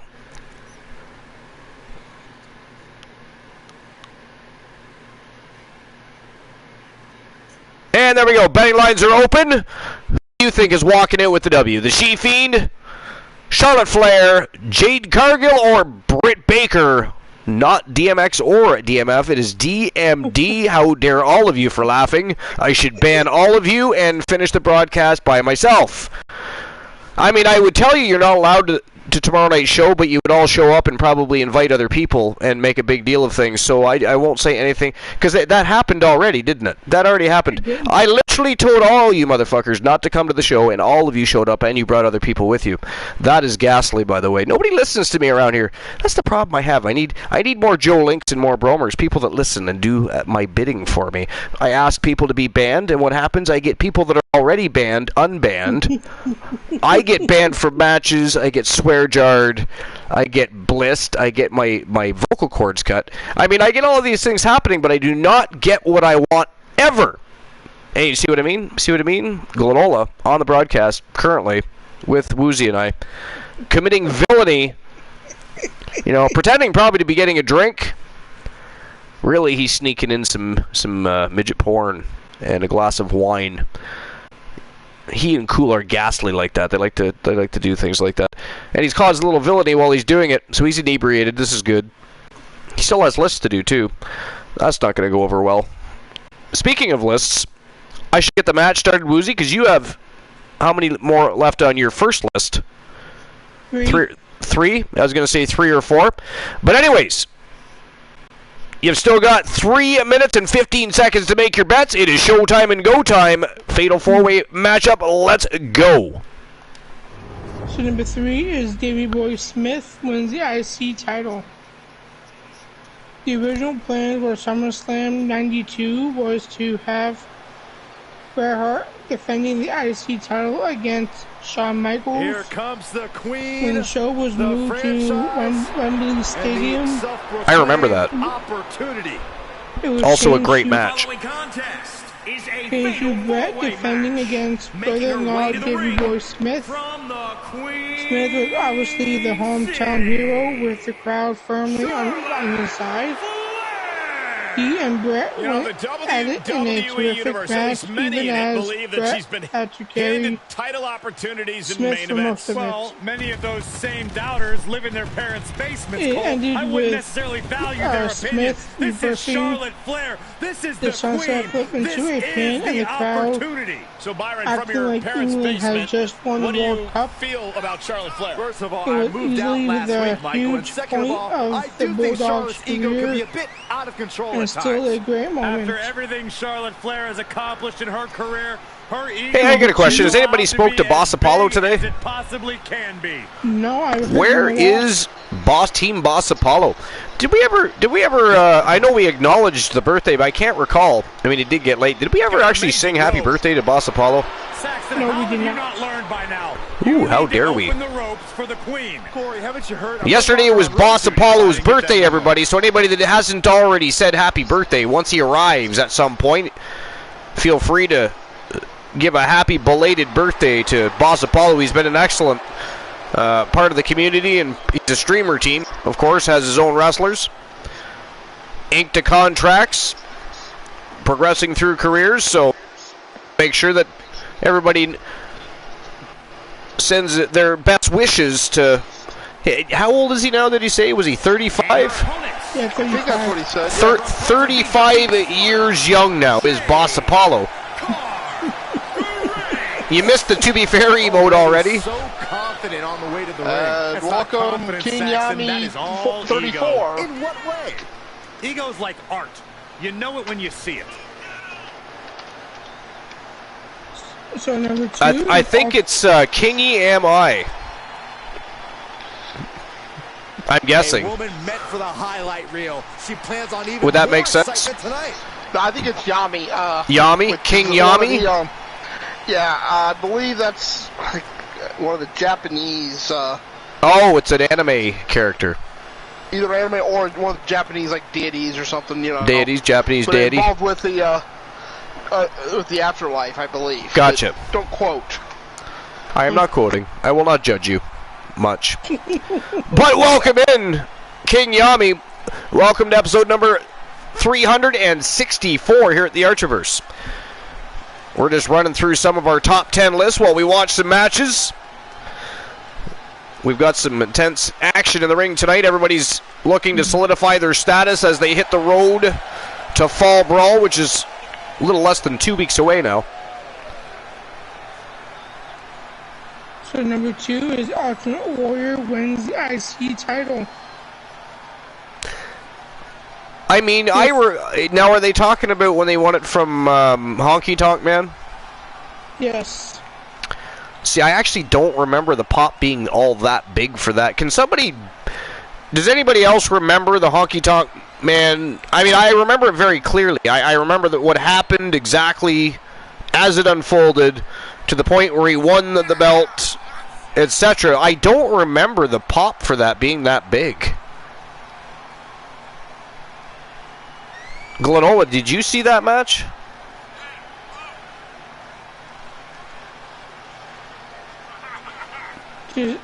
Despite his act as an Elvis impersonator and very little ring talent, the Honky Tonk Man is still the longest reigning IC champion of all time.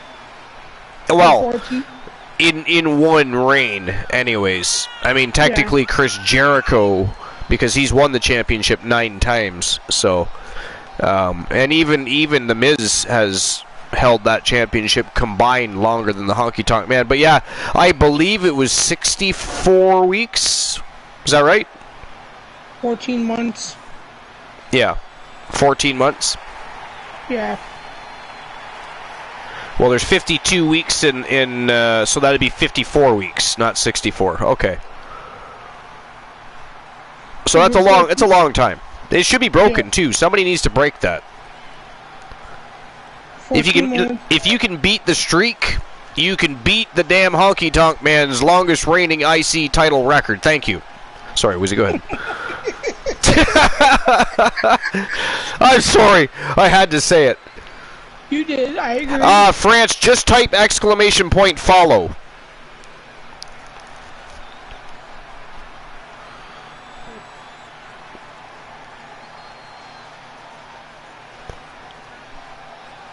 France got a 1, 9, and an 8. And representing the Outlaws from Pittsburgh, Pennsylvania, Brittany Baker. He says here, despite his act as an Elvis impersonator and it's one that the WWE very little Universe has wanted to talent, see. Honky Tonk It's one Man that is I've still been the waiting to longest see, reigning and it's IC about to go champion down. of all time. For 14 months, he managed to cheat his way to Woozy and France, you might have to do yours again. I think you did yours at the exact same time Glenola did, and it picked up his. She certainly knows how to get a reaction, and she'll get an even bigger Is that what I think happened when there? she wins this match. There you go. So, Woozy's year anniversary with the Archerverse is coming up very quickly. Yes, it is.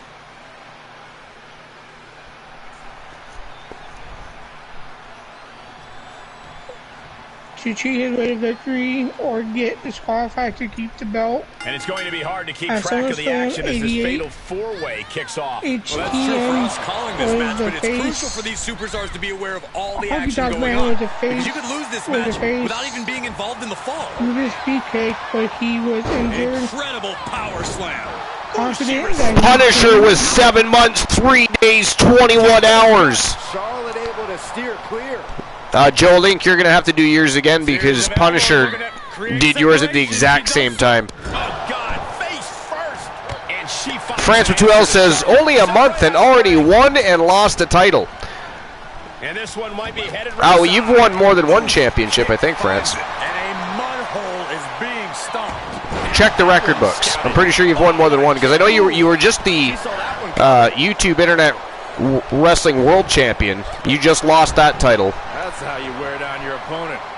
But that's not the only title you've held. Middle rope. Nobody home for that one. Joe Link, 1 year, 27 days, 11 hours. Wow, it's his year anniversary. Well, we're past his year anniversary with the Archerverse. Joe Link, thank you very much, Joe Link. Appreciate you very much. Devastating kick. Flamed across. Hammerlock.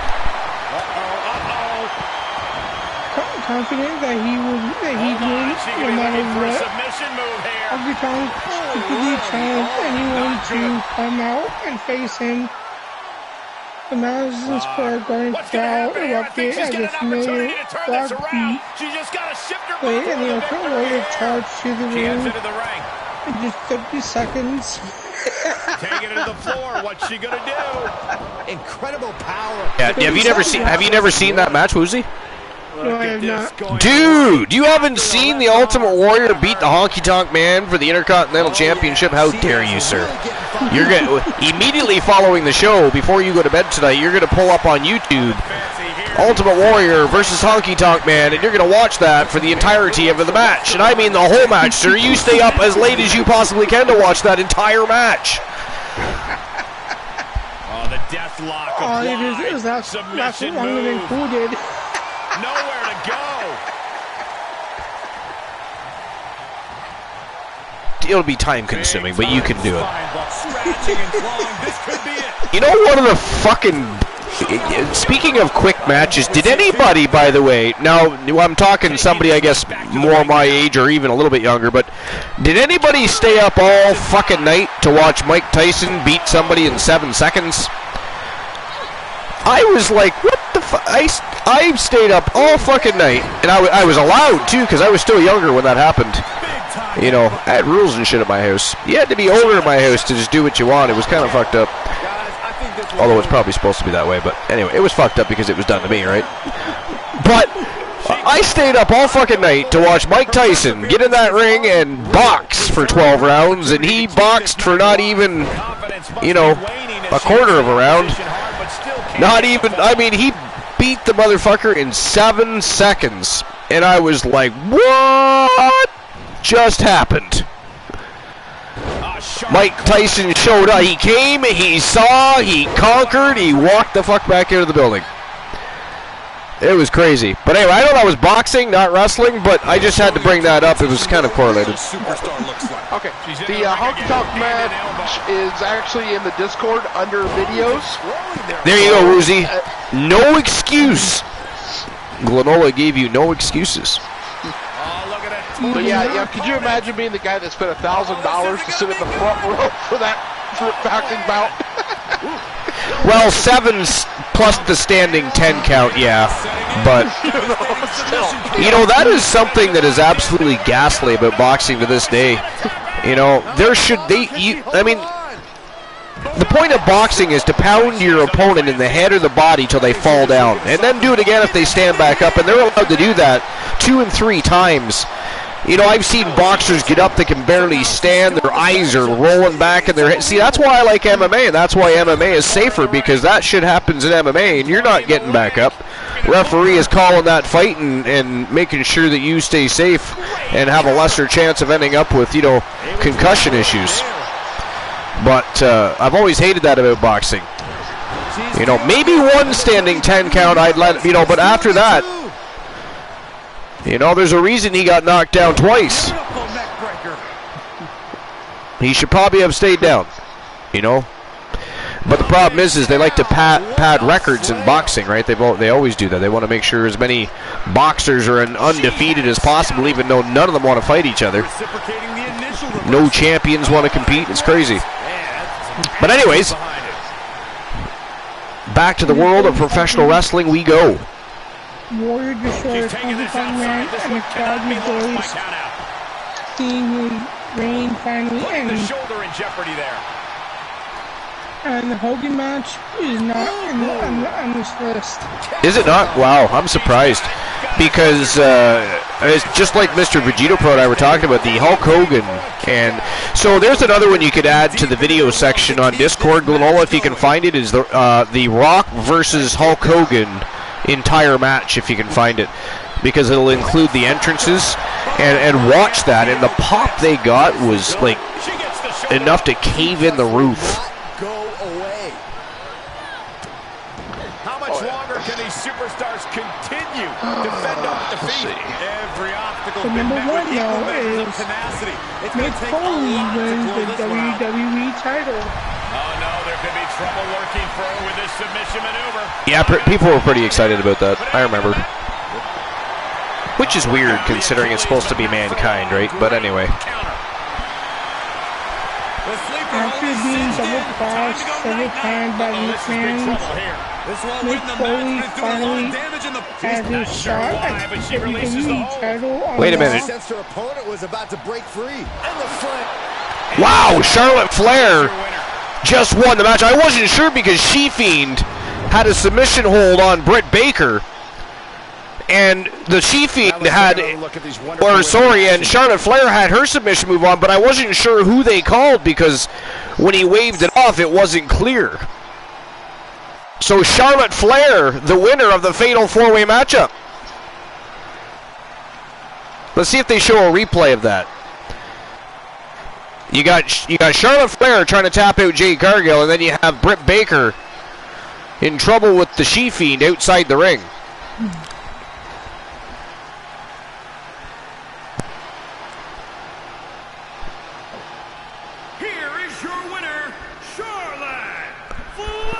France says for some reason Mike Tyson's fastest fight is listed as 30 seconds against Mike Frazier. Yeah, no, it was not 30 seconds. It was like 7. Bravo to the winner. It certainly took guts and quick thinking to earn the victory. Well, when you add in the count, probably, you know. Well, even 17 isn't 30 though. Like, is what we're saying. It's not correct. But anyways, what is correct, Charlotte Flair with a big win over Jade Cargill, Brittany Baker, DMD, and the She-Fiend. Holy hell. All right, so I'll issue the payout for that. And then get the next betting line set up. And the next match of the night, a 6-man tag team matchup between Dude, Where's My RK Bro, and the Wolfpack. These guys have been kind of sniffing around each other, if I do say sniffing with pun intended, with the Wolfpack being around. They've been sniffing around each other for weeks now. Had singles matches against Orton, RBD, and Riddle. And, of course, tag team matchups. Now they're going to lock horns in a 6-man faction war. It is Dude, Where's My RK Bro versus the Wolfpack. You got Doc Brown, Poindexter, a.k.a. Marty McFly, and the Wolfman, Alan Severn, the leader, in tow. This is going to be a slobber knocker. But who do you guys think is going to win this matchup? I'll get the betting line open right now.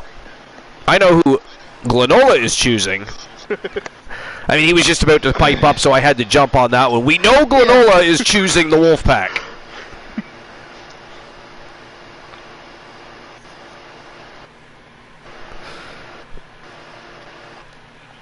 All right, let's get the matchup underway. Showtime and go time, and I'm opening the betting lines, so hold on. Oh, TBS is not paying as much attention tonight, though, so he's not going to, jump on me if I don't get it open immediately.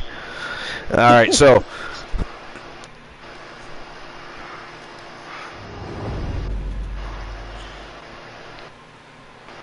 Okay. And I'm not finding the full match with intros and all that right now on Hogan Rock. Ghastly. Yeah. I don't know. All right, so who's walking in with the W? Dude, Where's My RK Bro or the Wolfpack? You got 5 minutes to make your bets. And there you go. Bang lines are open.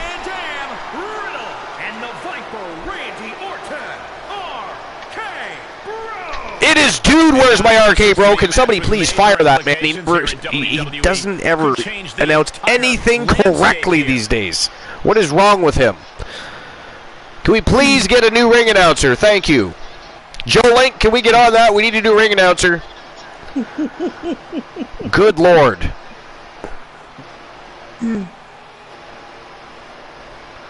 It says here, after being double-crossed several times by the McMahons, Mick Foley finally had a shot at the WWE title on Raw. The Rock having the cooperation with him, Mankind brought the extra backup. It was a wild no DQ match that broke down with a huge brawl between the two sides, at which point the sound of shattering glass filled the arena. The crowd went utterly insane as Stone Cold Steve Austin, absent for a few months, marched to the ring.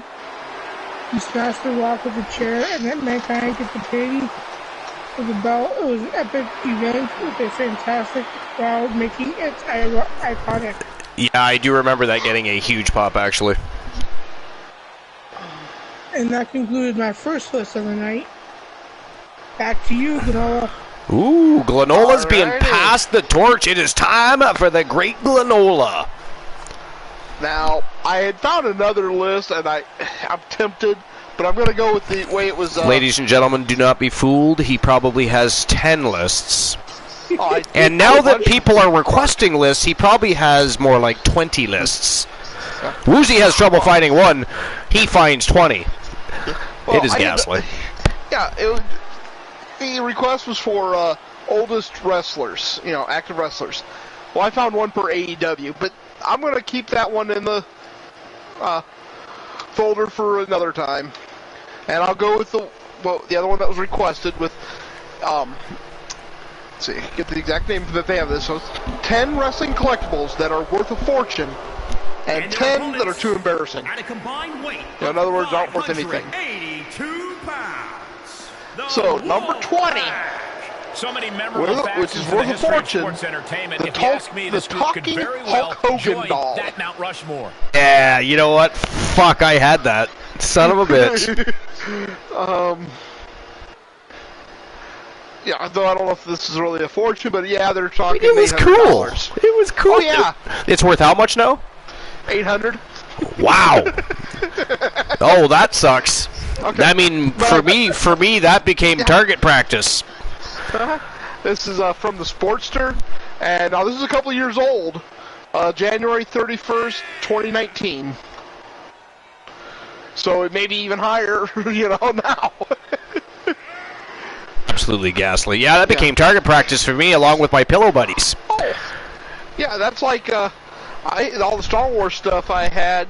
There's one Star Wars action figure. It's the Jawa with I want to say it's the one with the vinyl. Do not tell me that you shot the Jawa, sir. How dare you? No, but I destroyed probably 10 of them over the years that were the one with the proper coat. Did those little Jawas ever do to you? That is absolutely treacherous. Oh, I was destructive. The Millennium Falcon ended up looking like it crashed into Alderaan. Sir, we do not damage the Millennium Falcon. What is wrong with you? Oh yeah. Well, I was 4 years old when I got the I Falcon. was shooting dolls. You're shooting the Millennium Falcon. I mean, that's going to a whole new level of craziness. As a very young child, I bit the head off of the Princess Leia Series 1. Wait, you bit the head off of Princess Leia? Yes. you okay. Could we further explain why you were snacking on Princess Leia? I mean, don't get me wrong, fine lady. And I like the taste of the plastic as a kid. Wow. So, ladies and gentlemen, if you invite Granola to your house, do not allow him around your children's Barbie collection. It will become a snack for the evening. And Dan saves himself. But in all honesty, I was very destructive with toys as a kid, and I went through a list one time of the most valuable Star Wars, toys, and I had like 6 of them that were on that list at one time or another, and they all got destroyed. You don't eat animals or anything, do you? Well, cooked. I mean, you got so you heard that with your own ears. You got to keep your animals locked up when inviting Granola to your house too. Apparently, when him and Severn are around and you come to your house, even the fish stop swimming. I don't eat because they'll eat anything that moves. He knew it was coming. As soon as Granola done with his list. Look at this. Oh, and a backbreaker. Alrighty. Spine. So, now, just to say, this is from the Sportster.com. Oh, yeah, I already went through all that. Alex Hogler is the one that wrote it. All over their opponent. But number 19 which is an embarrassing one. WWE Championship rings. Elbows to the midsection. Yeah. Because they didn't, WWE doesn't hand out rings for winning championships, so these are items that you could buy off of WWEshop.com for like $50 for an Intercontinental title ring. Yeah. Knife edge chop.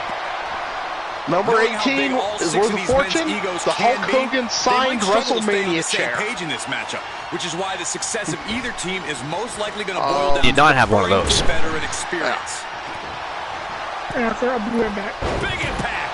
I guess it doesn't say an exact amount, but they're talking 4-figure range. Saw that one coming. Took advantage. So in the thousands. Interesting. I don't even recall what it looks like actually.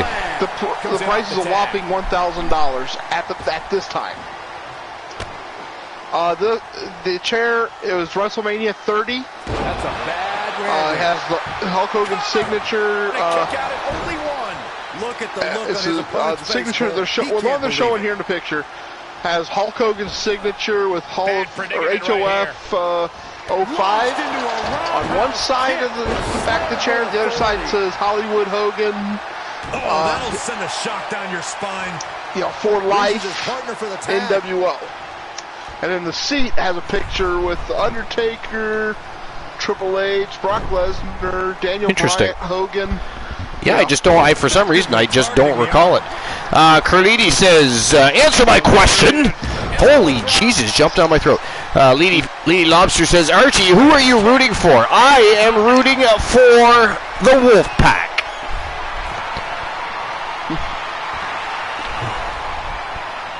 Going along, I'll be right back. I just have to use the facilities. Alrighty. Because other than Carlini jumping down my throat, my bladder is screaming and threatening to jump up my throat. So I'll be right back. Alrighty. So number 17, we have embarrassing with the Space Mountain towel. Belly to belly super. If you go to RickFlairShop.com, you can buy a Space Mountain towel for $49.99. Meat back. With the tag is Randy Orton. It's basically just a towel with Flair's face. It says, or with Flair on it. It says Space Mountain. Belly to nothing back fancy. suplex high on the back of the neck. He's going for it all. So number 16 is worth a fortune with the WWE Championship Elite replica belt. Going right after the neck. Let's see. They are $25 belts from Toys R Us. And the Elite Series is now, in 99 is going for $1,999. Has the wrist trapped. And now a series of stomps and kicks. Oh, look at the Nino! Man, that hurts. He's getting a little battered now. Embarrassing at number 15 is John Cena Nutcracker. Answers What more back do he says on to over. Nutcracker? I mean, In control here with a swinging. at 14 with the fortune is the Ric Flair signed robe. Tag is made, and here we go. So Great reversal. Picture perfect. there's robes. Orton now On dictating the pace here. SportsMotorDay.com, there are robes signed by Flair with a Is giant so asking hard to price of prepare for. $1,363.99, including a certificate of authenticity and a hologram.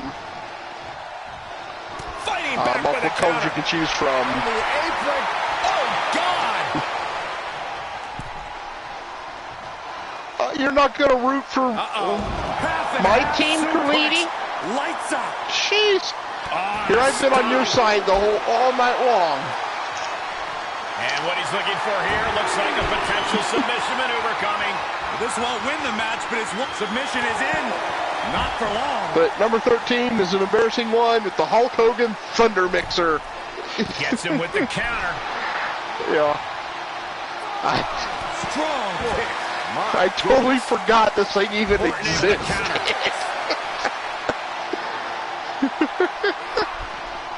The ref may call a count out soon, guys. You do not want to test this ref. No, not anymore. I was just a kid at the time.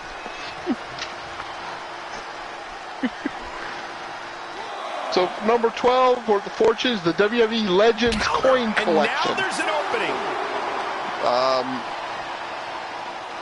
There are plenty of collectors out there who like finding rare coins or old wrestling memorabilia.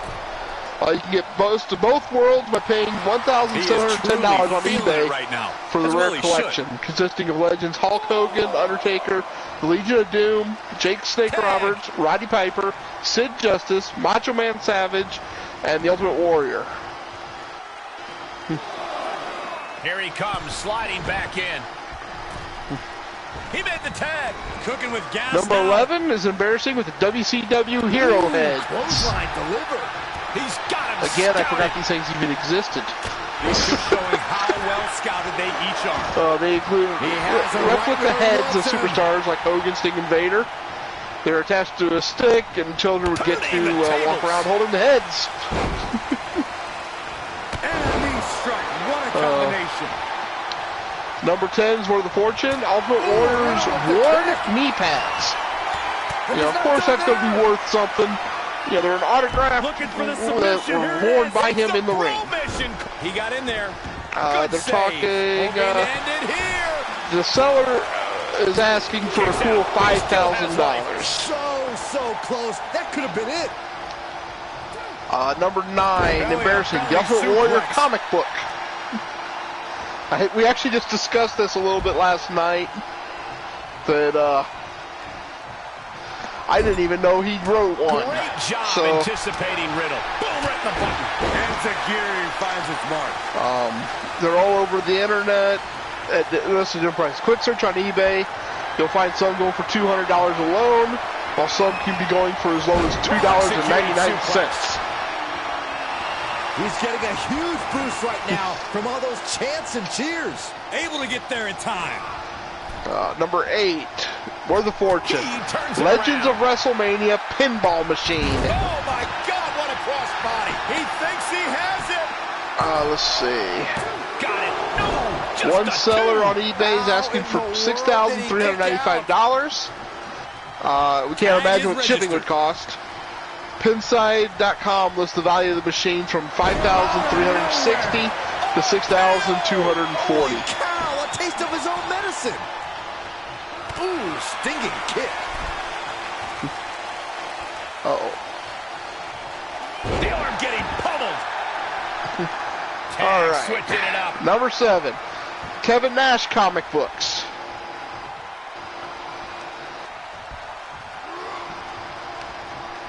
Fight were able to strike back. I have returned. Sorry about that. All right, I'll come back. What did I miss? Well, I'll scroll back up here. I have returned. Welcome I see the Wolfpack and Dude Where's My RK Bro are still going to war here, so I haven't missed the match at least. That's a good thing. Oh, yeah. Punisher says, I believe it was one Warrior Nation comic book. Oh, talking about the Ultimate Warriors comic book line? Yeah, Glenola didn't even know he had one. When you walked away, it was embarrassing with the Space Mountain Towel. You had a Worth of Fortune with the WWE Championship Elite replica belt. An embarrassing with John Cena Nutcracker. He connected right on the jaw. Worth of Fortune with the Ric Flair signed robe. Interesting. I mean, I can see anything Ric Flair signed would probably be worth quite a bit. Oh, yeah. An embarrassing with the Hulk Hogan Thunder Mixer. I totally forgot that was even out. Did you know, here's a fun fact for everybody. Did you know that originally Hulk Hogan was offered the deal that George Foreman got for the George Foreman grill? Originally it was supposed to be the Hulk Hogan grill. And he makes the save for his team. Yeah. Huh. Yeah, he turned it down because he had other things on the go. He, of course, regrets that decision now, but... Oh, yeah. But, yeah, originally the George Foreman grill was supposed to be the Hulk Hogan grill. Though I don't know, honestly, I don't know if it would have had the same pop. If it would have worked as well. Fair. It's a great product. I have one somewhere here. I haven't used it in a while. I like the Foreman grill. Yo, Froggy Moth Legs! Welcome back, Froggy! Welcome back, Froggy! Welcome the hell back. Good to see Froggy in the house. Good to see everybody in the house. It is a party up in here. The But then we got Worth of Fortune with the WWE Legends coin collection. This crowd has been building, and they are in a fever Embarrassing with the WCW Hero Heads. Again, I'd forgotten those things even existed. So did I, actually, now that you mention it. Worth of Fortune with the Ultimate Warriors worn knee pads. Randy Orton in a bad way. You know, they're an autographed worn knee pad. I mean, of course that's going to be worth. Wow! Glenola, check it out. Alan Severn just picked up a big W over Randy Orton. The Wolfpack wins. Now let's take another look at these guys in action. Sweet. Congratulations to Team Froggy Mothlegs and Team Glenola. And to whomever Doc Brown is. We still don't have a clue who Doc Brown is. Yo, Jacob, what's going on? Welcome into episode number 364. You just missed a great faction war between the Wolfpack and Dude, Where's My RK Bro? Great match that was. Everybody's looking to solidify their spot for the big fall blockbuster. Fall Brawl is less than 2 weeks away. And there is a lot going on.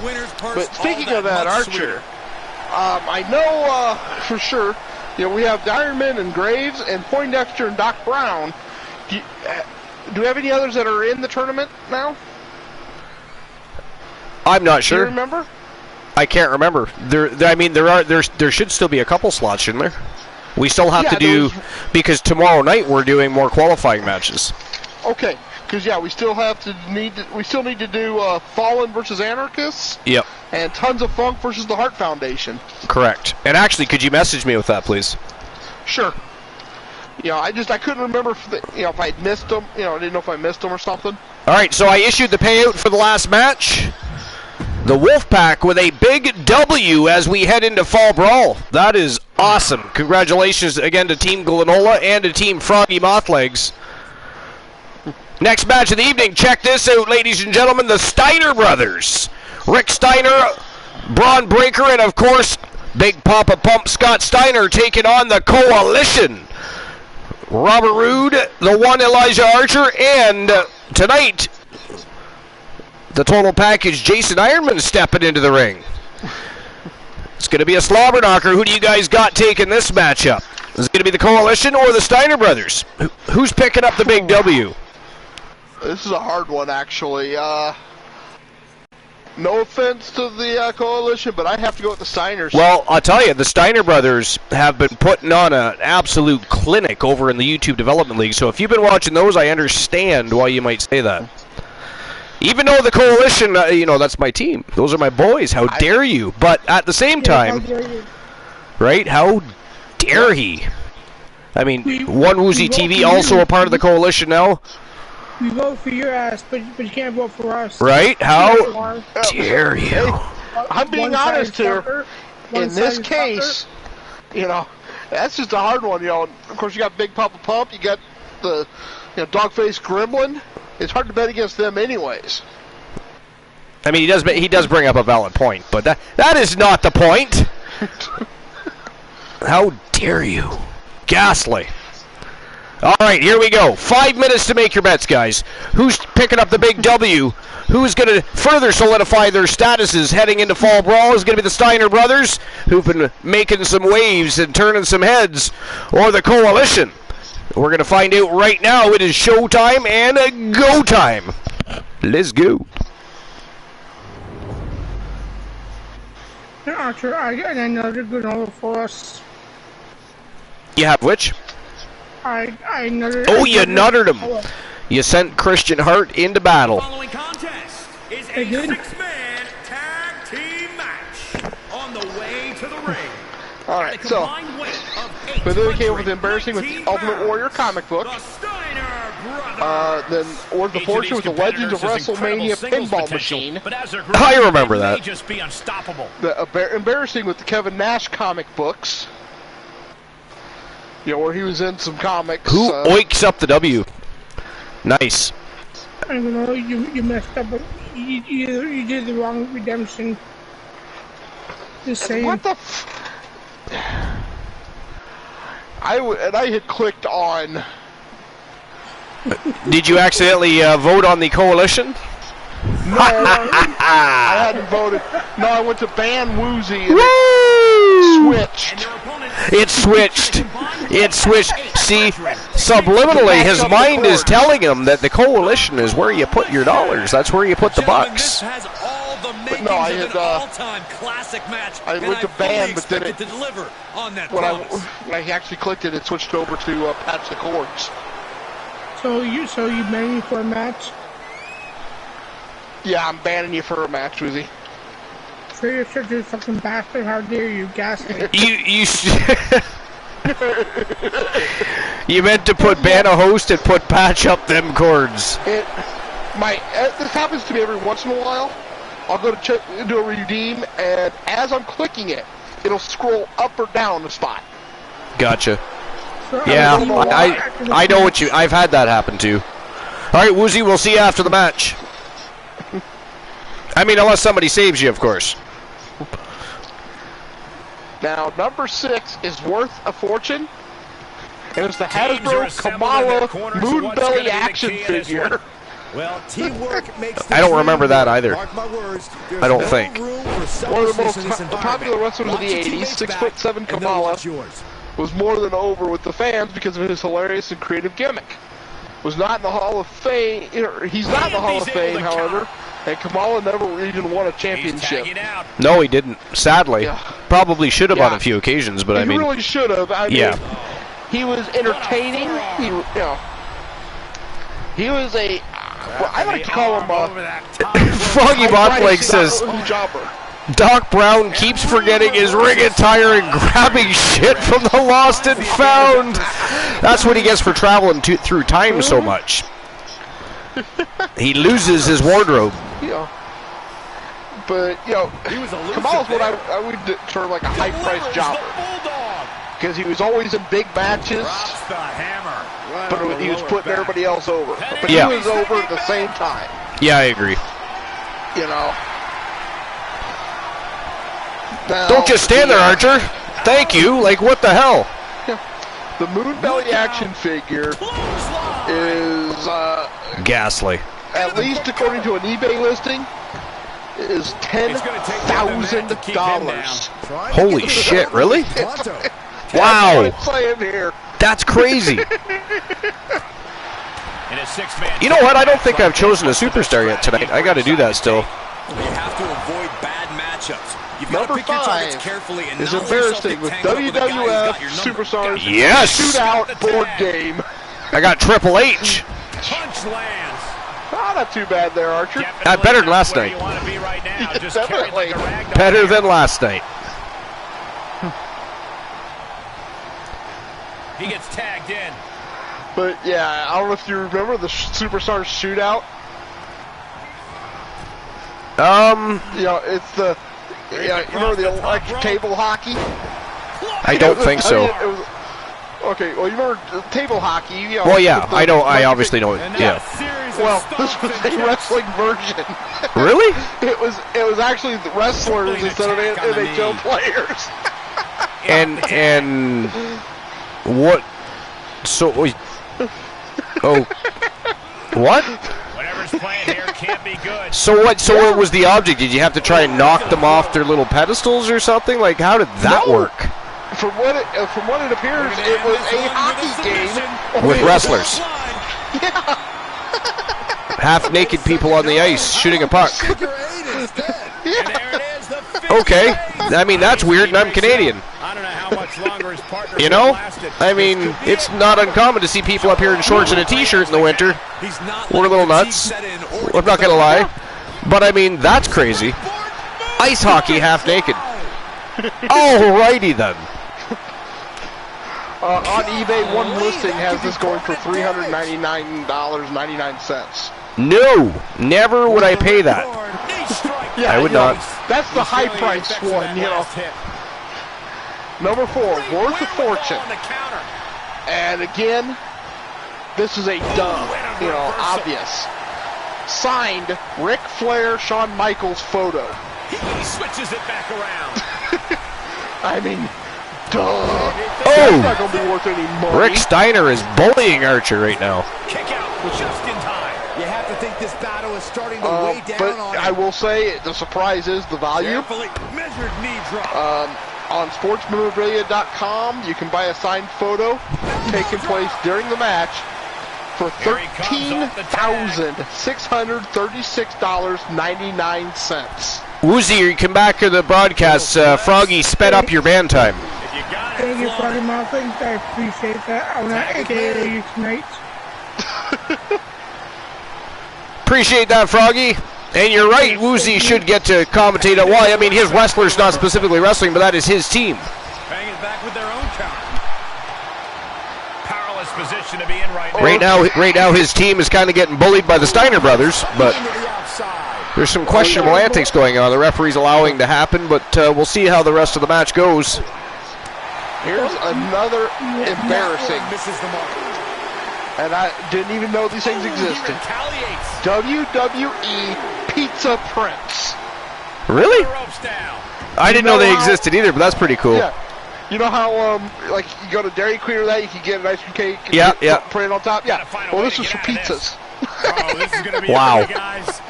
Pizza Prince. Old listings show they could go for $5.99 per piece. What? No. That's insanity. $5.99. Really? The Prince featured a handful of WWE superstars on each one, including Cena, Undertaker, and Rey Mysterio. Holy hell.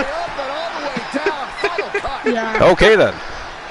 I mean, if that's your thing, you got to be a die-hard fan for that, though. I mean, I'm telling you. Yeah.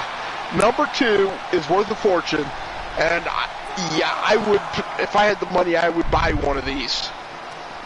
The Diamond Stud action figure. Huh. I didn't even know they made that, but yeah, you know. What are you guys No, I didn't either. Obviously not about the For those of you that aren't aware, Diamond Stud went by the name of Scott Hall. Yeah, that was Scott Hall before he became, well, Scott Hall. Yeah. And Razor Ramon. An eBay seller Whoa! was around 14,000. The Steiner brothers got counted out, the winners of the match. The total package, Jason Ironman, the one, Elijah Archer, and the glorious one, Robert Roode of the Coalition. Wow, I didn't see that one coming. A count-out victory, but they'll take it. We will take it, so there. Anybody that is mumbling under the breath right now because the Coalition picked up a count-out victory, how dare you? We will take it, won't we, Woozy?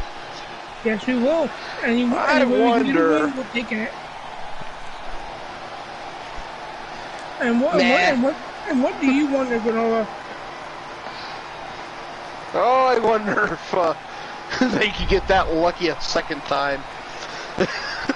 Here are your winners. Well, I mean, I don't think it's lucky to get a count-out victory, but... And we have a winner. The referee's count is more than enough I time decided to get not back to in do the it. I'm sure they would prefer to have... well, I mean, what are you going to do? Are you going to rematch it? I mean, we can't... Call it into question. Yeah, but that wouldn't even happen until, like, tomorrow night. I know, but I'm not going to do it. Okay. But yeah, they're talking $14,000 for this figure. $14,000. Woo! There's somebody on eBay selling it for Good $14,000. God, that is crazy. And this was like I said, this was 2019. You know. All right, next match is for the TWA International Tag Team Championships. The Anarchists, Little Joey Nightmare, and of course the Nightmare Damien taking on the Imperium. Who do you guys think is walking out with the tag titles? Will it be the reigning defending champions, or will Walter and the Imperium dethrone the champions?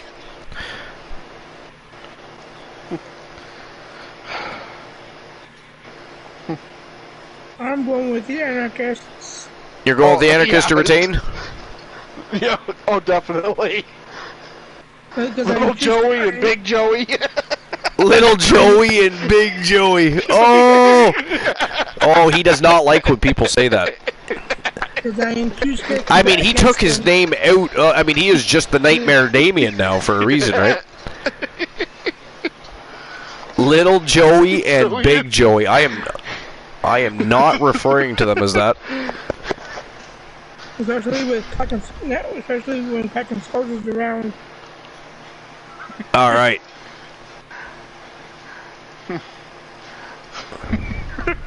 But number one on this list is embarrassing, and owning this product would be embarrassing, I think. WWE talking soap.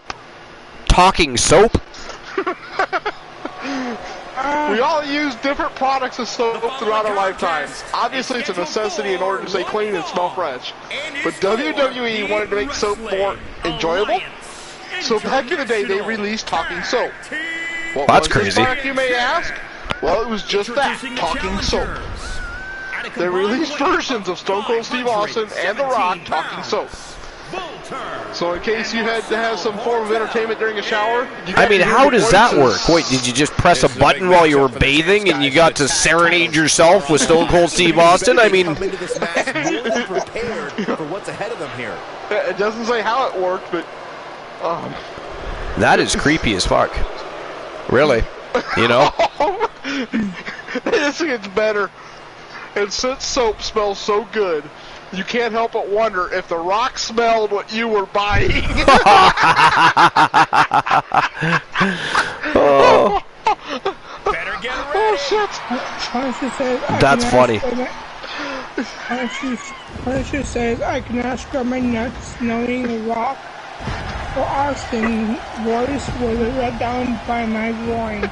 Right? Like, that's what I'm thinking. I mean, I am not going to scrub my balls with Stone Cold Steve Austin's face. I mean, And introducing the champion. and I don't want The Rock to smell what I'm cooking, so I'm not using him either. 20 pounds. I mean, is there at least a Tori Wilson or a Trish Stratus? I mean, come on. Stacy Keibler. Stacy Keibler, whatever. What do you mean the Rock and Stone Cold was the only soap? What were they marketing that to? The champ's mindset right now heading into this huge title defense. That is ghastly. They have to remind themselves Ghastly? Doesn't even put a value on it. right now. The moment they doubt that is the moment we could very likely see them get picked off. And it's nice to see all the fire. Lots of flamage. That's why there's no roof on this bad boy. You cannot, I mean, any time, I mean, don't get me wrong, if they were to get traded to WCW, you don't think they'd be building this, they'd be taking the roof off their shit, they'd be expanding, building into a stadium. WCW loves the fire.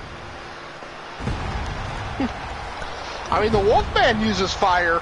Punisher says, imagine hearing "Rest in Peace" in Undertaker voice while scrubbing your ass. I'll tell you what, this list just really derailed this No, episode. you know what? I don't want to imagine that, and it bothers me a little the fact that you, I think, probably have. You know, I don't know. Are you trying to be like Ace Ventura and have a talking ass? Did you walk around with it in your underwear? I mean, tell us the truth here. Did the Undertaker speak out your anus? I'm sure he'd be elated to know. Oh, man. Oh, crap. So my second list tonight But, is... hold on. But could you guys just hear the negotiations on this? You know, yeah, we want... That's a weird way of God telling you something is wrong, Punisher says. And it's time we want for your okay to make a product that people are going to rub against their balls while you're talking to them. Yeah. You know? Yeah. It's a little out there. I'm just putting that out there. Way in left field. Interesting to see. All right, here we go. Iron to gold match between Imperium and the Anarchists. Let's go. Tag match. No one knows that better than the champions. Iron to I look gold. for them to come Iron out to gold, being baby. strong. Champions are being tested tonight. Yes, they are. So my second list tonight is fails to land. The 10th best WWE mid-card title reigns. Yes, let's do it. I like it. I like that a lot. Coming in number 10, we've got Rusev. He's got the answer for that 2016. Ah, snapmare. It says here, after previously dropping the U.S. title, I think my eyes are burning. I mean, Froggy is mentally visualing here what it would be like to scrub his balls with Stone Cold Steve Austin. Should we be allowing this, or should we just AKO him? Oh, I'm AKO him. Oh yeah, that is ghastly. Like he's still pondering the whole thing. We were done that conversation, Punisher and Froggy. Or AKO him after he sped up your band. It was really nice to you. Well, he didn't speed up my band. He sped up Woozy's band. You see? Oh yeah, but Woozy's gonna AKO him. So no, I said I'm not going to AKO him because he did that. Tagging his partner in now. Nice shot, Granola. Froggy, can you ban Granola, please? Ban your own teammate from the commentary, please. Thank you. And tag, he's in now. It's a trending request tonight. Ban Granola.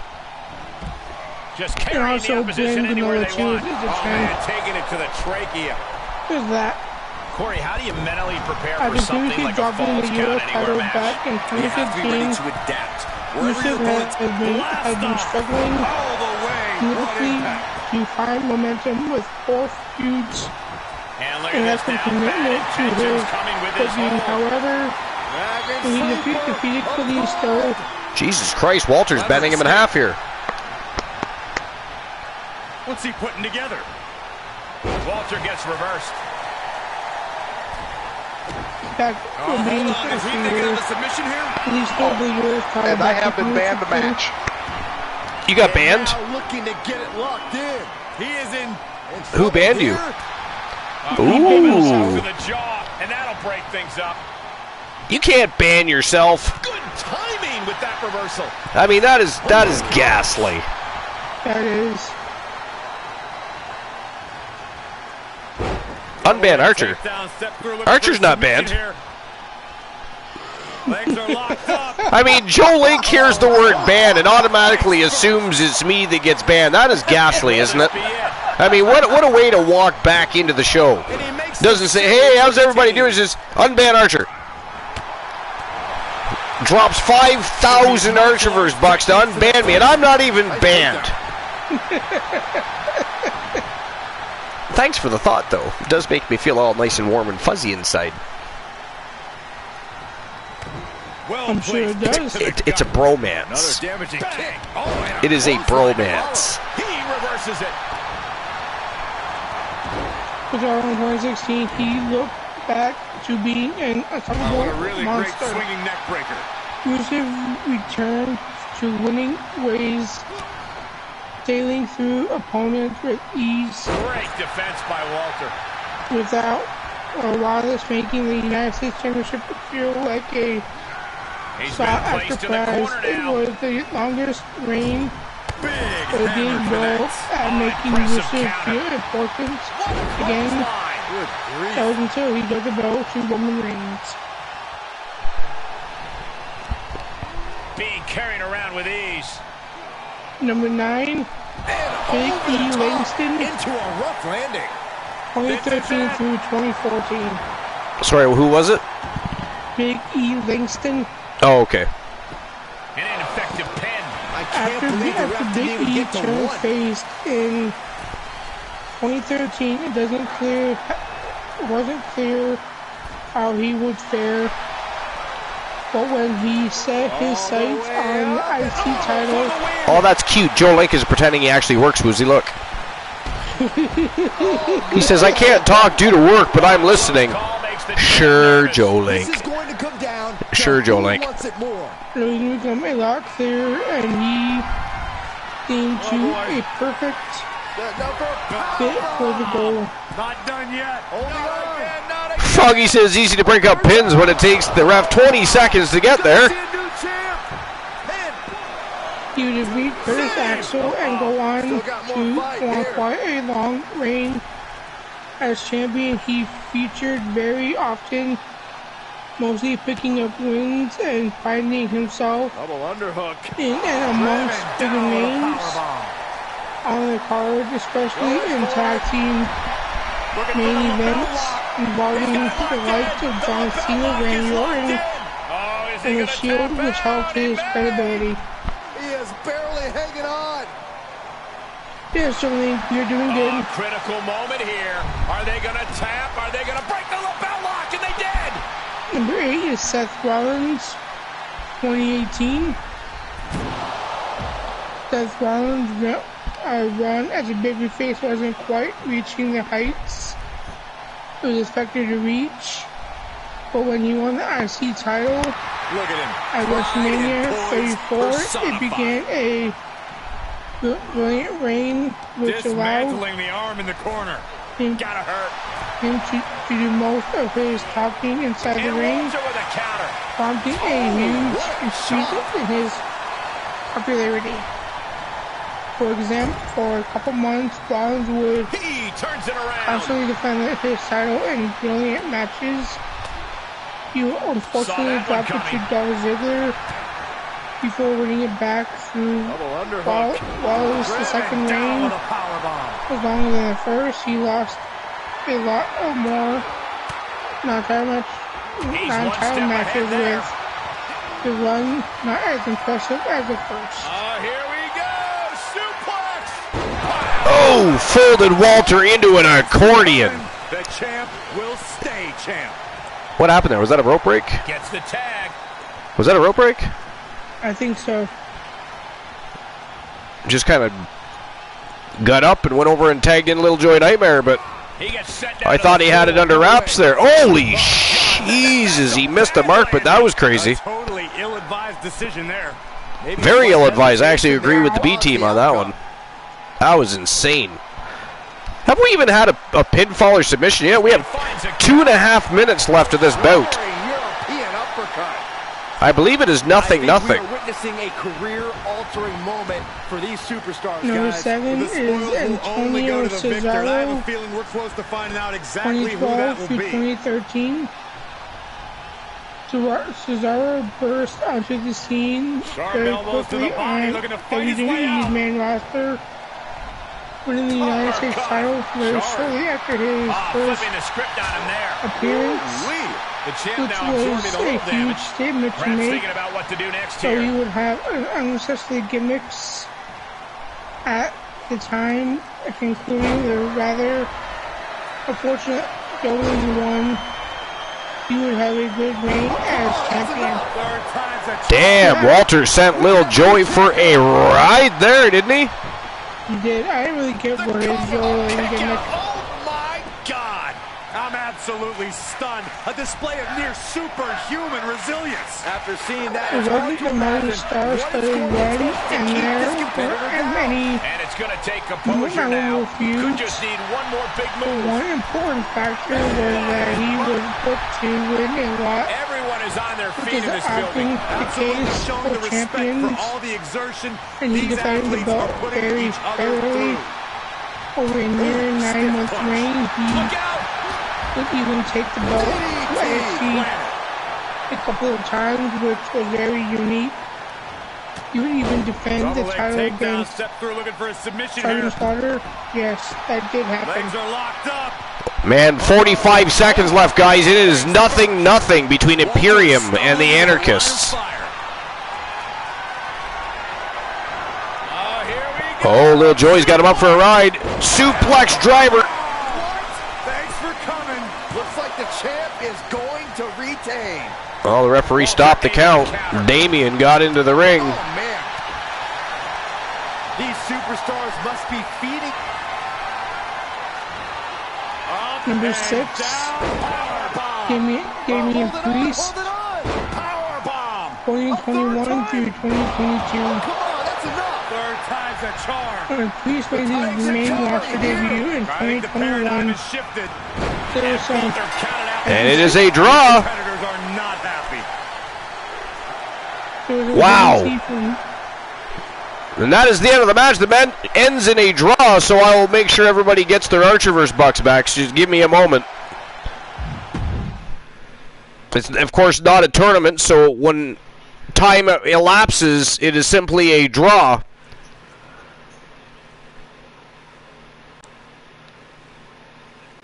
Let's see from fans.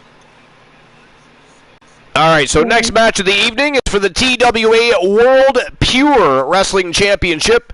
We have All-American Uptown B. Henry from Team 3 TVB, one of the Trigger Talk TV boys, taking on Yokozuna, former Archivers World Heavyweight Champion. Fat Lad Mitchell Vaughn is, of course, the former World Pure Wrestling Champion. And we have Pete Dunne, the Bruiserweight, looking to become the Pure Wrestling Champion, and the reigning defending World Pure Wrestling Champion from Team Big Body Metaverse, Robert the Body Santana. It's going to be an absolutely fire matchup. Who do you guys think is walking out with the TWA World Pure Wrestling Championship? I'll get the betting line open right now.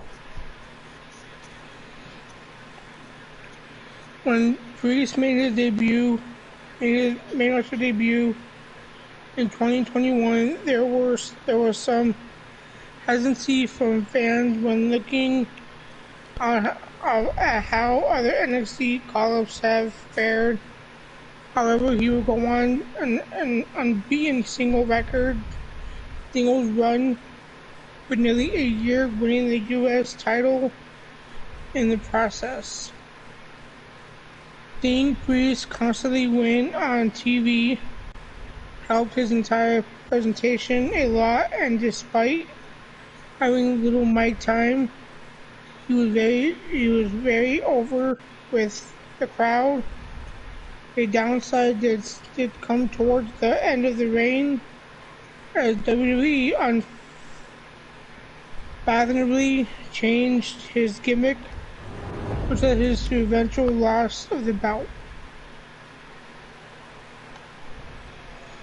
Number 5 is Rusev again, 2014-2015. By the time Rusev won the U.S. Championship, he was undergoing a lengthy undefeated streak, feeling the dominant and unstoppable monster heel. The following contest he dethroned Sheamus at the end of 2014, carrying all the way until WrestleMania. Though the thorn heel broke the overly done and outdated, there is no denying how good Rusev Lana were in the role, and holding the U.S. title was the perfect way to capitalize on their gimmick up until he lost the belt. Byron, as the title will be on the WWE line here. You're right, Michael. And doing judging from the a great response on job social of media heading into this building match, him you're as likely a to great see monster. a new champ crowned here tonight. Number 4, Bobby Lashley, 2020 and 2021. Both U.S. champion, United States titles, and Bobby Lashley was struggling to gain momentum by the time 2020 rolled around. But when they got together, it was a match made in heaven, alongside the Hurt Business, who also won title gold. Lashley looked like $1 million with a newly designed U.S. belt around his waist. He was a dominant champion who hardly ever lost, only dropping the belt in a triple threat match when he wasn't pinned. His title reign was key to readying him for his WWE Championship win, Well, Pete Dunne has earned the right to which have is a exactly reputation the that job precedes that him as one of the a mid-card most title feared superstars is supposed to in do. all of This WWE. reign capped off the perfect bill is for Lashley, unsettling because you know who he's about rocked to hit you in the WrestleMania mouth. in 2021 as WWE Champion. 6'4", over Number 3, 550 John Cena, pounds. From the land 2015. of the rising sun. weighing in at It is true 558 pounds. that Cena didn't need the U.S. title in 2015. The belt Yokozuna is a multiple-time WWE champion. In 1993, the winner of the Royal Rumble match. You would be hard-pressed to find anyone as truly unstoppable as popular Yokozuna. U.S. title open challenge, which produced a sea of challengers, with Cena battling the likes of Dean Ambrose, Stardust, Wade Barrett, Kane, Sami Zayn, Neville, Zack Ryder, Kevin Owens, and Cesaro. I always did enjoy the open challenge. Oh, I did too. I enjoy that every single week. You're basically giving young talent the chance to win a title. Exactly. And it was exciting too, so it's nice to see your champions defending. A very focused look on the face of Yokozuna right now, who no doubt is ready for battle. I suggest Yoko's opponent take heed of the ominous warning. Bonsai. Which brought out the best in Cena, and it was truly a major highlight of WWE programming at the time. It brought attention to the title. It made it seem usually important. The WWE Universe just exploded. Number 2 is The Miz 2016. The Miz has had several IC title reigns over the years, from Brooklyn, but his reign between April and October in 2016 is a job that no one had ever done in many years, making the IC title feel just as important as a world title. This was done through the phenomenal promo work, in this one, guys. And great don't be surprised if storylines history is that made he here tonight. believed I know the that champ the has looked believable good as love, of late, but I'd say and the especially opposition has for looked the just as good, championship if not better. he held. It was stellar work, and while it may not have been jam-packed full of defenses and feuds as compared to his other reigns, this was the most important and significant reign due to how much it elevated the belt. Yeah. Number 1. Same as number 2. The Miz. While most eyes would look towards Miz's run in 2016 as legitimizing the IC belt once again, his reign in 2017 legitimized title match coming up, as and a a huge opportunity for the champ to prove to everyone The Miz that has there truly is undergone none a better lot in all of of security WWE in right his now. career, with critique against his in-ring work. However, he had some fantastic matches during the run in 2017, with him earning respect. The challenger with a confident look on his face, more than ready for this title opportunity.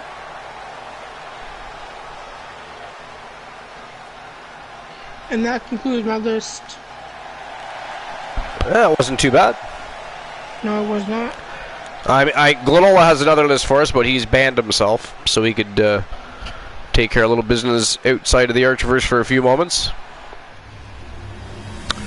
But he will return at well, there he is right there speaking in the chat room, but he'll be back shortly, I am sure. You can see it in the eyes of each individual. All right, here we go. TWA World Pure Wrestling Championship on the line. Fatal 5-way. Kendo sticks, garbage I cans, enjoy it. chairs, ladders, throw in the kitchen sink because you get nailed with anything in an Extreme Rules match. But it had a lot of moves on there. Anything could turn into a And by the way, who do you have winning this matchup? Fatal 5-way eliminator, Woozy.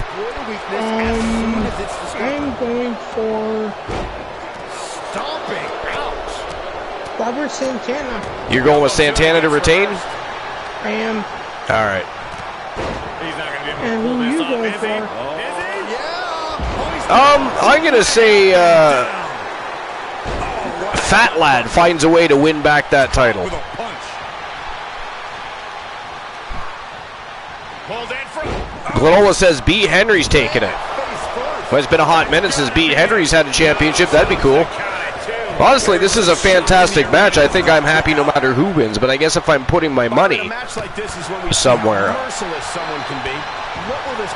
Yeah, B. Henry's a fine choice. I'm still going to go with Fat Lad, though. A superstar can attack at will here. Everything is a weapon. That is what makes this so dangerous. It's anything goes. I'll be back in one moment. Here. And it can be chilling to see the lengths someone's willing to go to destroy another human being. How are you, Froggy? I mean, beautiful. You're doing good, sir, my friend. Oh, God. And you know, look at that giant. Uh-oh, watch out! Double Russian leg sweep. Johnny. He's reminding his competition that they'll only ever be second best. Oh, it's just punishing the knee. Shot after shot after shot. And it's just like who will win this match. Did you hear that impact? I see Santana. He's been put in a bind. What's he gonna do? I should go with Fat Lad. I'm gonna go with B. Henry. Hip drop. So where do you stand, my friend? Big overhand. Ooh, kick to the face. Looking to end it here. This could be it. He's like, I got money on Henry too, but this, to be honest, it was a wrong. I agree. And of course, kendo sticks are always under the ring in the event of any rogue ninja attacks. These are all worthy competitors. Oh boy, it's a big... Standing over there, opponent. Here it comes. And these attacks are showing nothing I would agree. The champ's eyes look glazed over. Two. He powered out at two. I can't believe it. He just kicked out by a fraction of a second. Oh, what a suplex. Challenger's a little worse for wear now.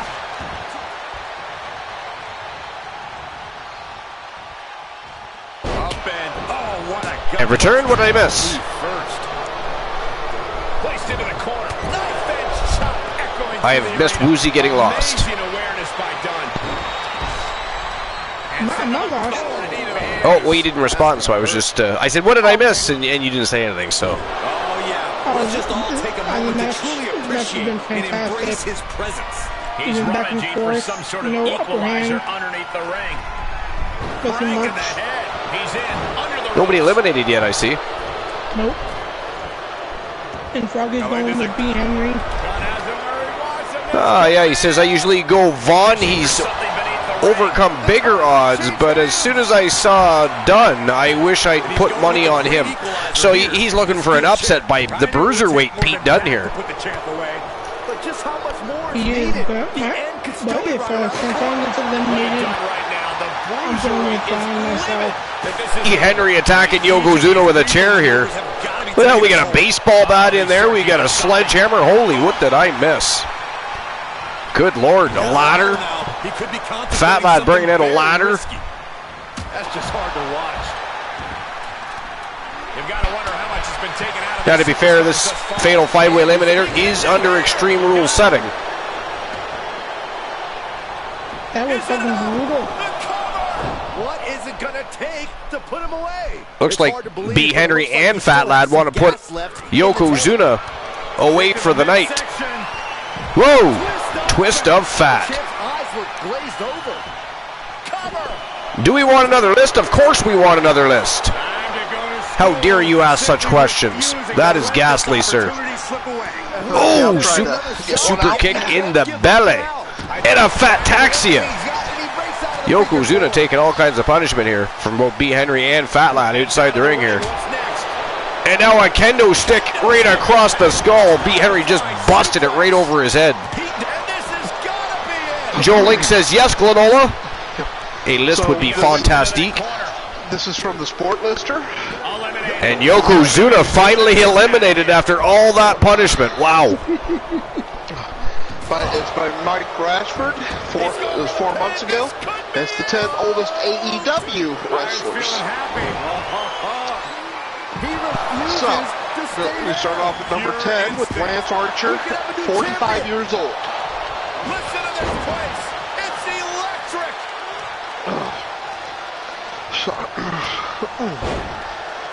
And number 9 is Bobby Fish, 45 years old. Squatting too, my gosh. Wow. Number 8 is Michael Nakazawa at 46 years old. Reversal.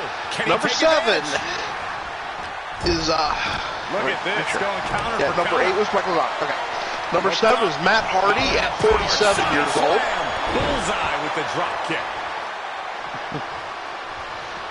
Yeah, and that one actually can see. I mean, he's been around. It seems like he's been around forever too. You know.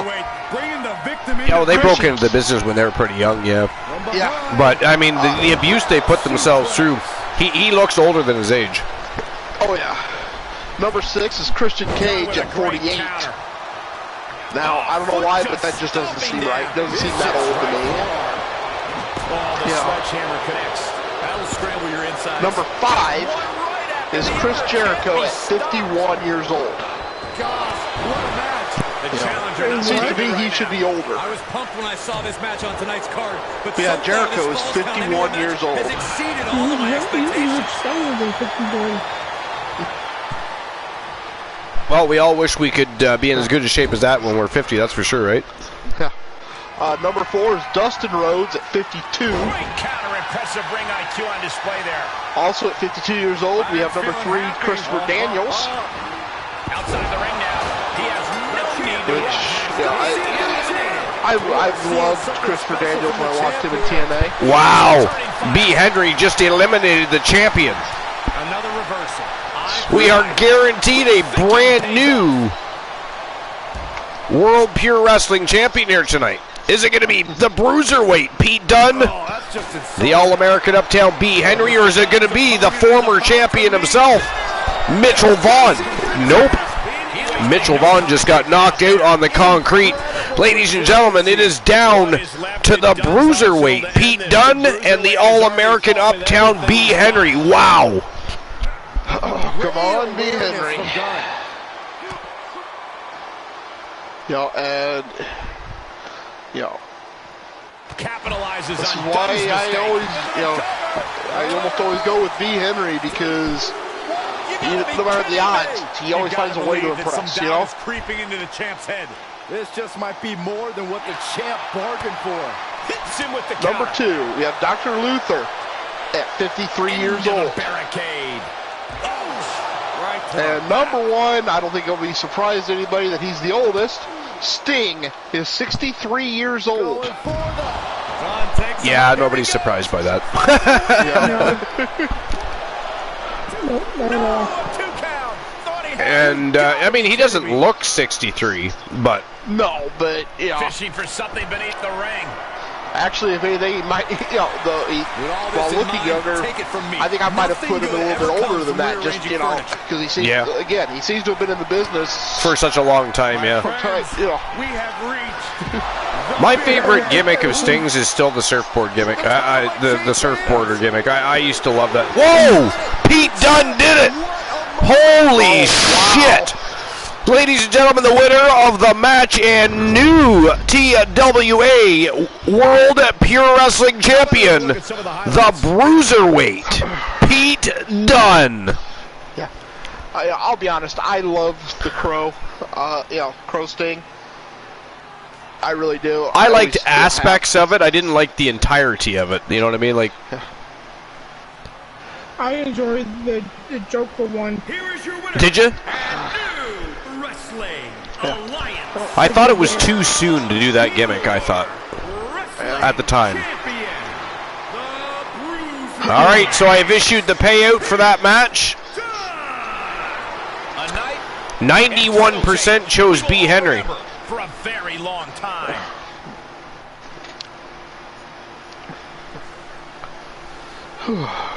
Wow, congratulations to Pete Dunne.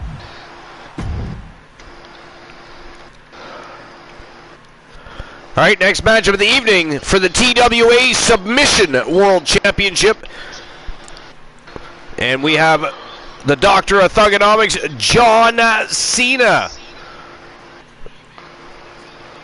taking on Mr. Perfect, Kurt Hennig, the Nature Boy, Ric Flair, and of course the reigning defending champion from Team Christian Cool, the Iceman, Christian Hart. And this is of course a no way out submission match, which means once they enter the ring, they cannot leave the ring. The action remains between the ropes until all three opponents tap out. That's the next match of the night. I'll get the betting line open right now. Give me a moment.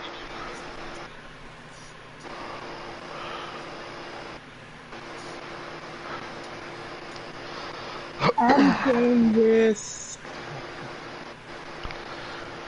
the Iceman. You're going with the Iceman? I am.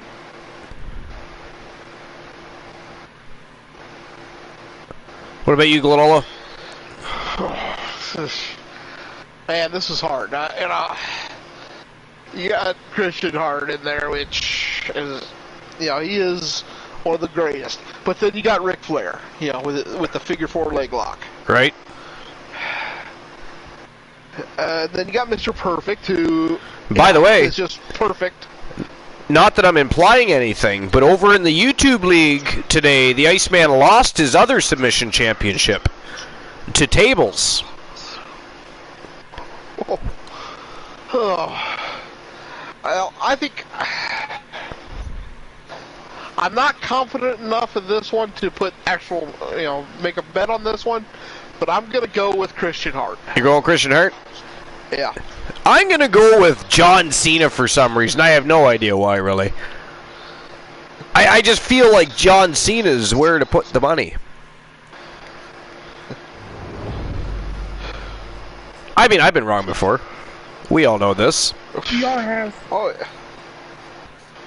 But this is the co-main event of the evening, and it is going to be a thrill ride. And then, of course, after the show, we'll probably have some matches in the YouTube development leagues. So make sure you stay tuned and see what's happening over there. From Robbinsdale, Minnesota, weighing in at 259 pounds. If anybody wants to redeem a YouTube matchup, feel free to do so. Title match coming up, and a huge opportunity for the champ to prove to everyone that there truly is none better in all of WWE. Why do you need Walt? Also, over on the Discord, if somebody wants to drop the link for the Discord, you can actually go over and make YouTube matchup requests.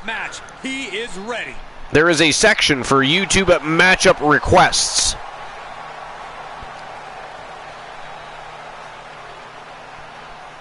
Don't miss out on the action. Get involved. Request some matches.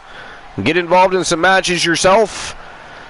Think of some new storylines and angles or matchups that might make great matchups for the regular season. The YouTube League is smoking hot. You may as well be a part of it. Not just that. If you have storyline ideas, please let Archer know. Oh, hell yeah. We're looking for great ideas for storylines. Sure we are. New storylines, new angles, new streamer teams, new superstars getting contracts. That's probably all I'll ever get to do. A lifestyle I can only or if anybody is here all the time viewing the show, you don't necessarily feel the need to have your own wrestler inked to a contract, you can always claim a superstar. That is something you're able to do. Did I put in the new channel reward yet for claim a tag team yet? I don't. I'm going to be adding, if I haven't, okay, I have not, so I'm going to be adding claim a tag team as well.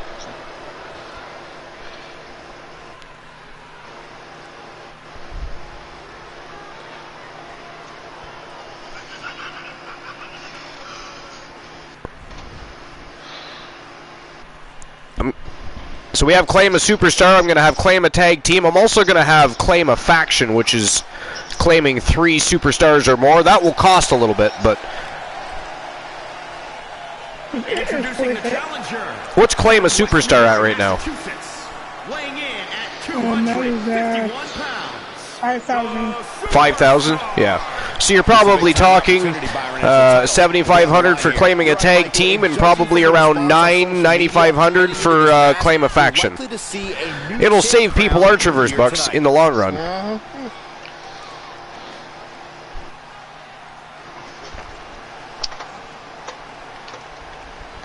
Like, look at Joe Link. Joe Link has already spent a ton of money claiming superstars, so if I had had an option like that for him, he would have spent less Archerverse bucks. Yeah. Yep.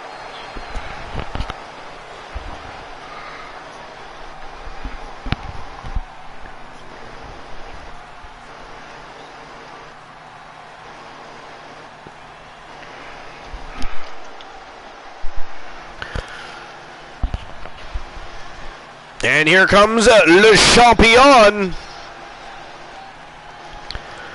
the reigning, defending, undisputed TWA World Submission Champion from Team Christian Cool, the Iceman Christian Hart. He is the Wrestling Alliance Pro Wrestling Champion, the Iceman Christian Hart. The champ comes into his title defense incredibly confident, Corey. And with good reason, Cole. When you're the champ, you don't have to worry about winning. You just have to make sure there is a in reverse for you. The champion's advantage. For the next 2 minutes, you have to spell a word Ooh, backwards. nice. And the word is the Archerverse. Oh, God. So anytime over the next few minutes somebody gives you a word, you have to spell it backwards for them. I love the gold strap on the titles, by the way. Yeah. So each of the brands has their own straps. The Archerverse, of course, kept the black leather strap. TWA took the gold strap, and of course WCW has a blue, like a royal blue strap, quite beautiful actually. And then obviously the YouTube Development League have red straps. So it's any word he's given for the next 2 minutes. So get his on this, people. Oh yes, any word you guys give him over the. Is it only 2 minutes? I thought I made it 5, but. No, 2 minutes is fine. 2 minutes is fine. Oh man, that was a thing of beauty, right into a snapmare. And this 2 might not minutes. have a pleasant 2 minutes? ending. Okay. So you have to spell the Archerverse backwards first there, Woozy. Oh, God. Alley-oop! He had it scouted. Punch right in the head. Oof. Lands the haymaker. German suplex. Oh man, that'll tear your hamstring. Avoiding contact. Oh, it is aggression, just pure brutality. I mean, you can always read it off the screen. Aggressive work. You know, seeing how it's right in front of you anyways. Well-placed knee, and another, and another. And Nate didn't see Dude, that I coming. got spelled it, but they say it. Hold on a second. Spell it Could be a matter backwards. of time. Spell it, not say it. Able to make it to the rope. Oh no, getting in position. What's he planning to do here? It's not embarrassing to tap. Kneeing his way out. And he's free. Kick to the midsection, sunset flip. Into a powerbomb. Woozy, you there? I'm here. I'm spelling it in the chat. Go to school. You're what? No, you gotta spell it verbally. No, you gotta spell it verbally. No, we don't want to wait for you. They have to try and give you as many words in 2 minutes as possible. Okay, I was Definitely confused not for where a you want to be second. right now. Just carried like a All right, so we're starting the 2 minutes now. Yeah. Your first word is the Archerverse. insulting. The challenger not looking good right now. Things should be at a tipping point here. It's tough to resist tapping out when you're hurting. Oh, what a counter. Pinola. Quick takedown there. And he said, and I think we just won the thing. Boom, running STO plants. Nicely done. Y-A-D. N-I-P. Might be finding a submission hold here. What a unique submission maneuver here. And look at the pain. Clinola's having way too much fun with this. Kneeing his way out. And he's free. Kurt has found Glenola's new favorite redemption. NOISSINBUS TOUACONK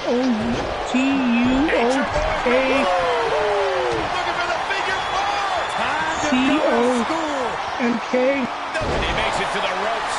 YDHO. He takes control. You know, he come down. Shot to the chest. This is ghastly. Yeah, he can only spell so many words in 2 minutes, Glenola. I mean... Yeah, oh my goodness. Ric Flair is busted up. YDHO.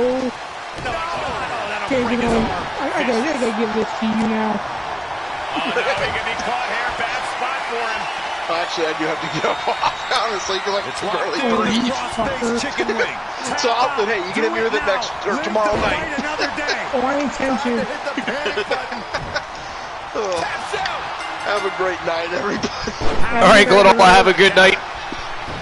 Oh, I think Kurt Hennig just got eliminated. No, was it him? It wasn't him. Who got eliminated? I turned my head for 2 seconds, and somebody goes and gets beaten. It was Ric Flair? This match is definitely getting to them now, gentlemen. Oh my God. And by the looks of it, he's not the only one that was eliminated. What have we missed here? Either that or somebody's outside the ring, because this is a fatal 5. Give up now. Swallow your pride and submit. Just hang on. Hang on. But no, we are down to 3 here. He's risking permanent damage. And he may have felt his grip slipping, so he releases the hold. Still was able to produce some considerable damage, though. Must have been, Control here.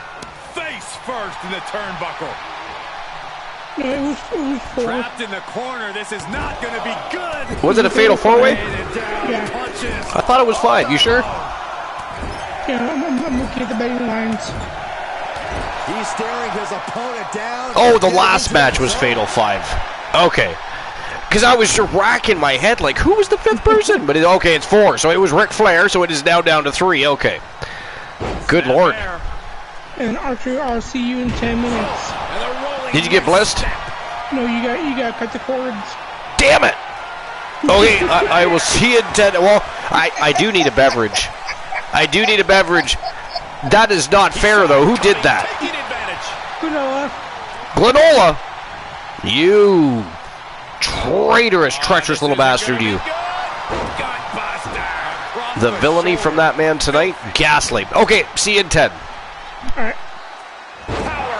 What a match, and what that is a fucking ghastly ass redemption. And he has just taken an extraordinary amount of I mean, while I'm gone, you may as well find like a small list or something and entertain the masses, I suppose.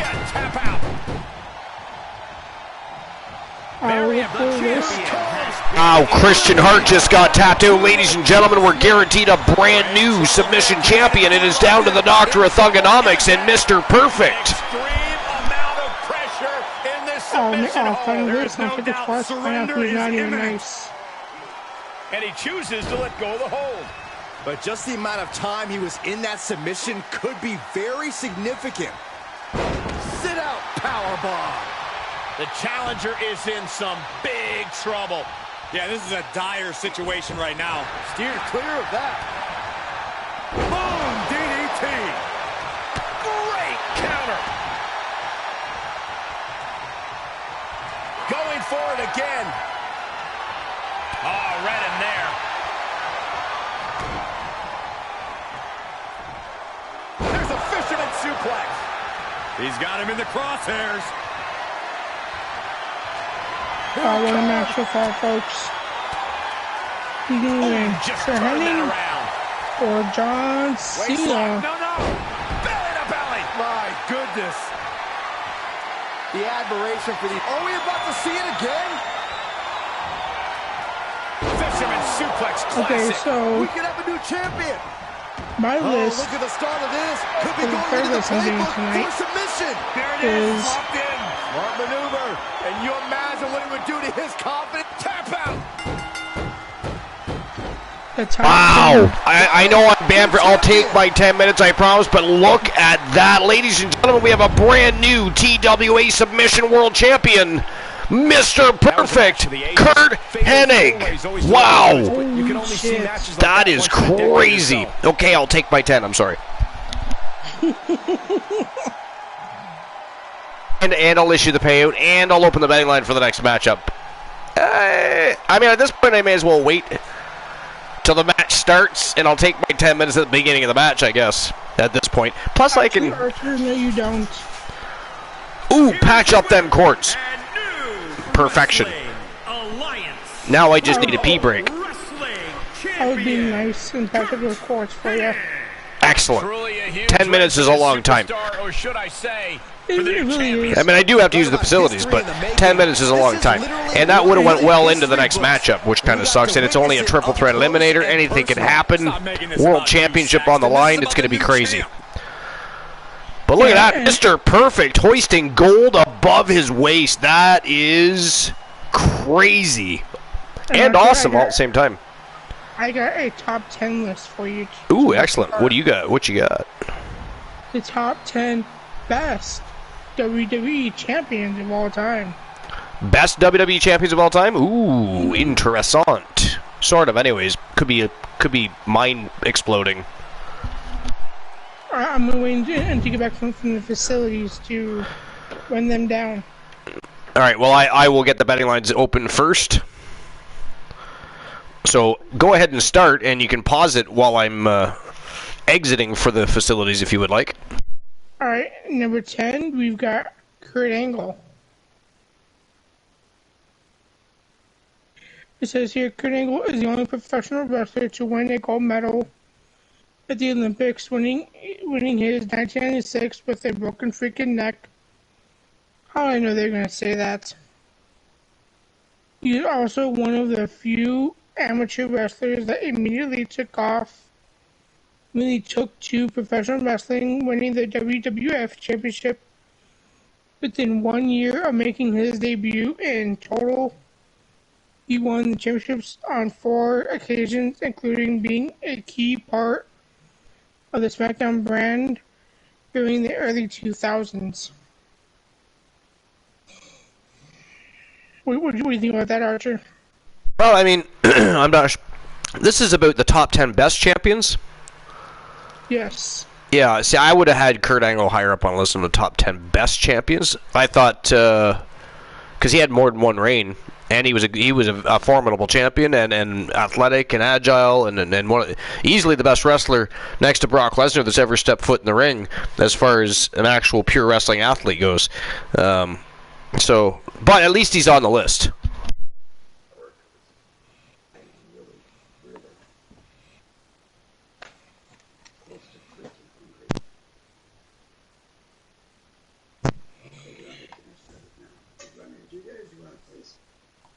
Number 9 is Shawn Michaels.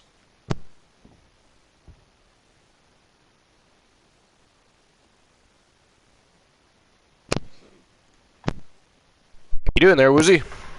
Yeah, I was talking to my mom really quick. Gotcha. How dare your mother interrupt the broadcast? Ban her immediately, thank you.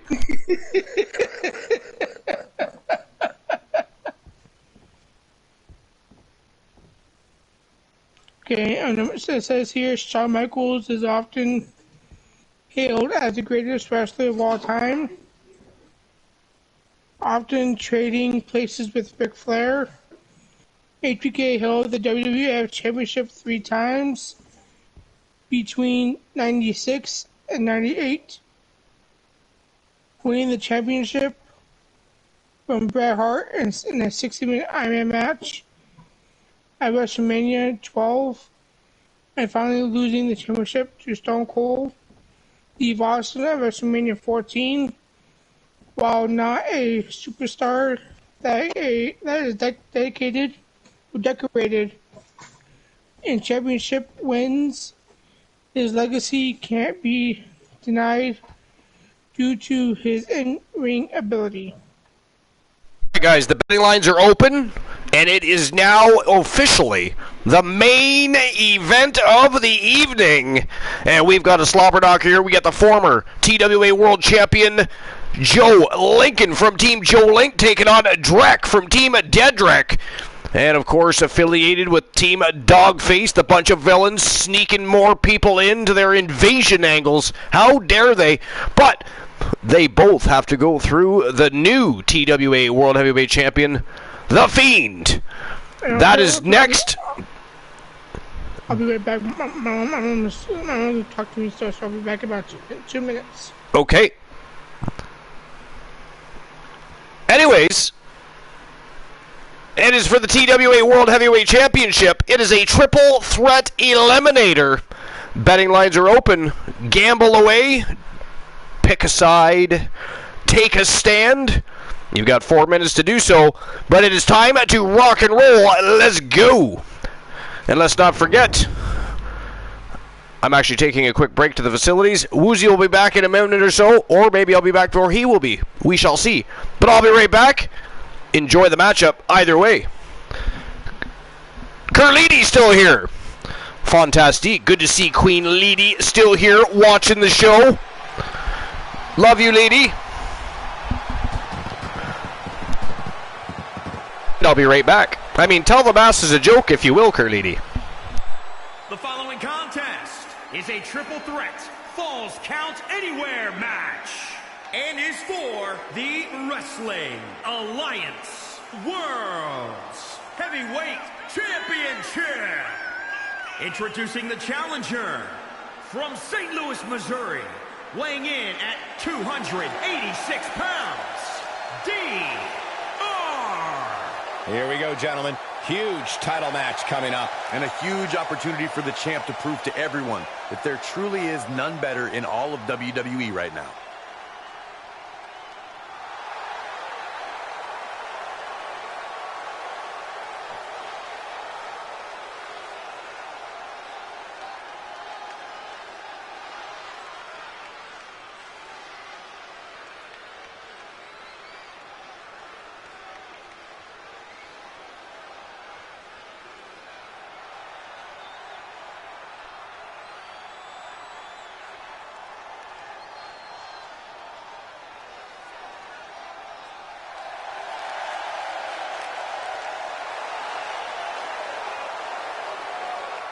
And introducing the challenger, representing the generation from parts unknown, weighing in at 227 pounds, the Phenom, Joe Lincoln.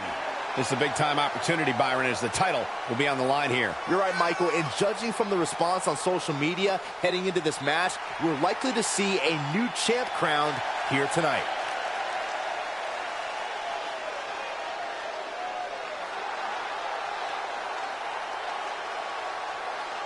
His skills, his talent, that's what helped him to earn this opportunity. And that's what will win him the title tonight.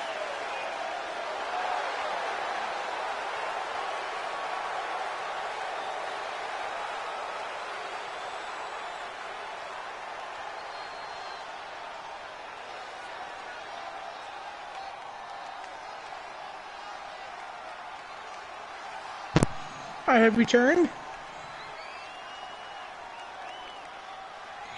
And I got a message for you, Archer.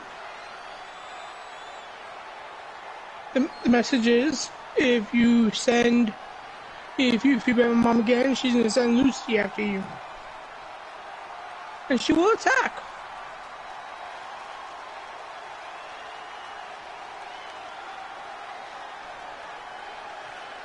Khalidi, are you okay with that?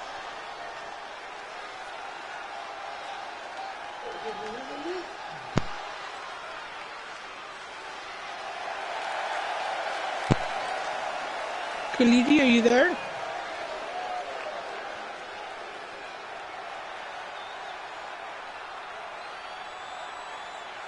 I have returned. Welcome back. All right. I got a message. I got a message for you. Okay. My mom says if you ban her again, She's gonna sick Lucy on you.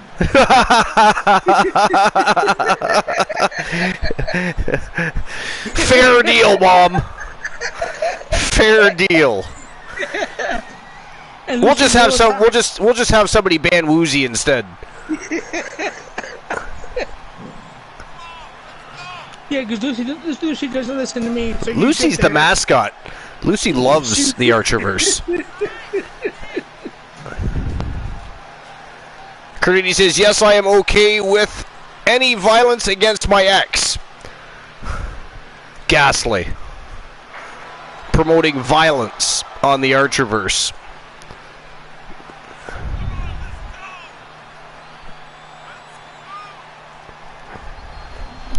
Of course, it's towards you, so she's okay with that.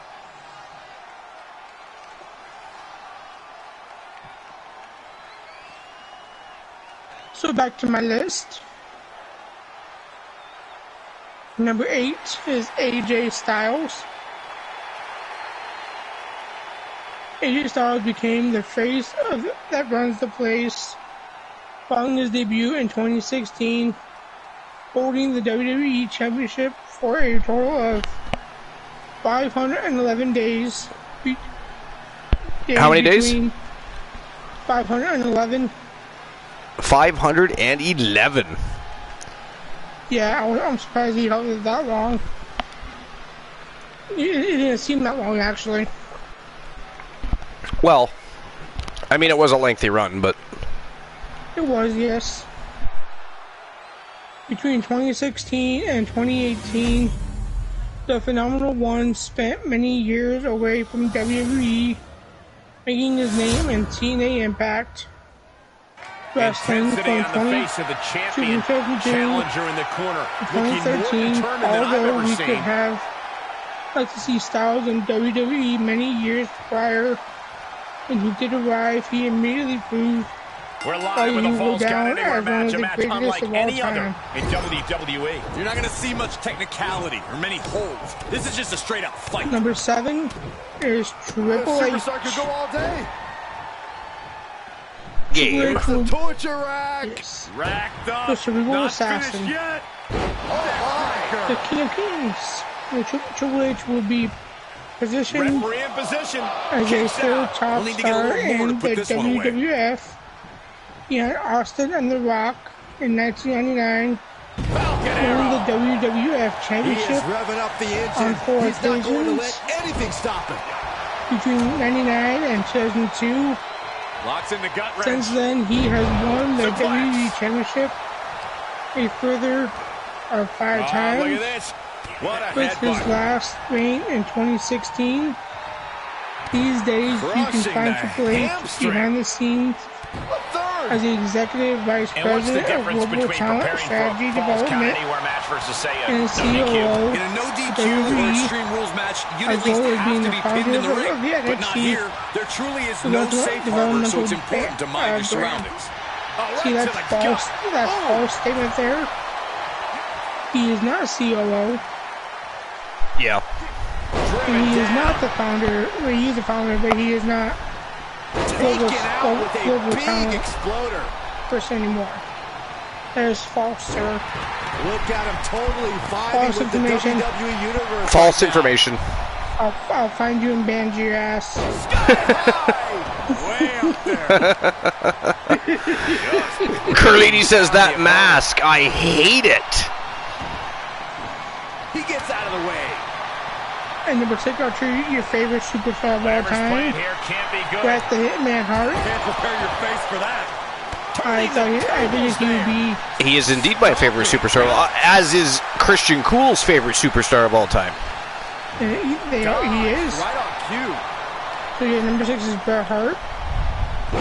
Following the steroid scandal in the early 90s, the WWF went in the new direction that they doubled Their opponent in. the new generation, headed up by much smaller competitors. Bret Hart led the era, or for much of it, Yeah. holding the WWE Championship on 5 occasions between 92 and 97. I mean, think of some of the giants from back then, man. The era he was in. I mean, you had King Kong Bundy, Andre the Giant, Bam Bam Bigelow, Hulk Hogan. You had, you know what I mean, Hercules Hernandez. All these people that were huge.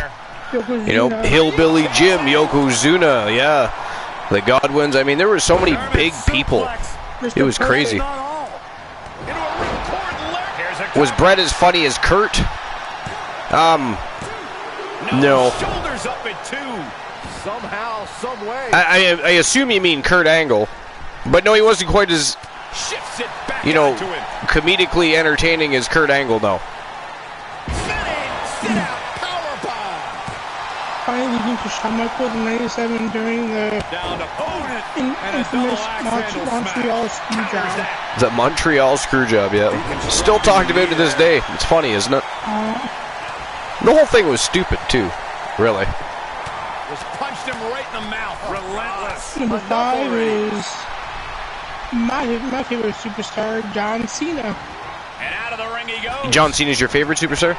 Yes, he is. Actually, I think you've said that before. I've liked him since day one. I liked the Doctor of Thugonomics gimmick. I had a lot of fun with that. I mean, through the PG era was hit and miss for me. He was easy to hate during the PG era. But, I mean, obviously, you respected him for what he did outside the business and what, you know.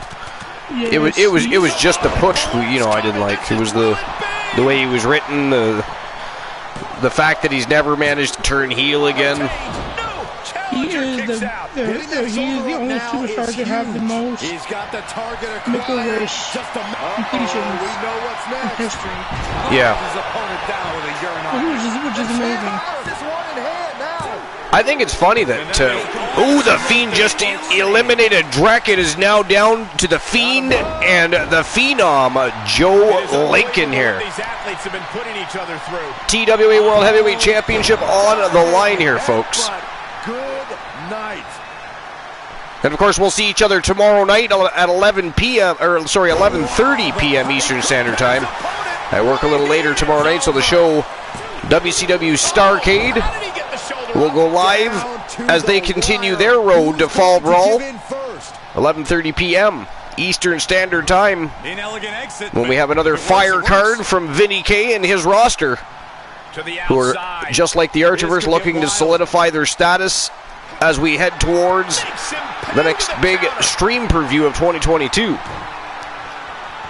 A little less than 2 weeks away it is.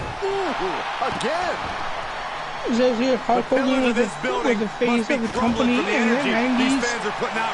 Was Brett good on the mic? Yeah, Brett was good on the mic. Yeah, I wasn't saying he wasn't good on the mic. He just wasn't as comedically funny as Kurt Angle. Because Bret Hart was all about wrestling. Yeah. And not about being funny.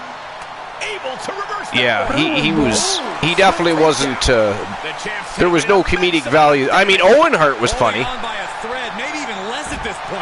Yeah, but not Brett. But not Brett, no.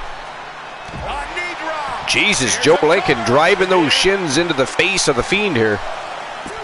And I like Joe Lincoln's new gimmick. You are not alone in your shock, Cole. We all He thought that was retired. it. They are taking it to each other out here on the concrete. It's crazy. Uh-oh.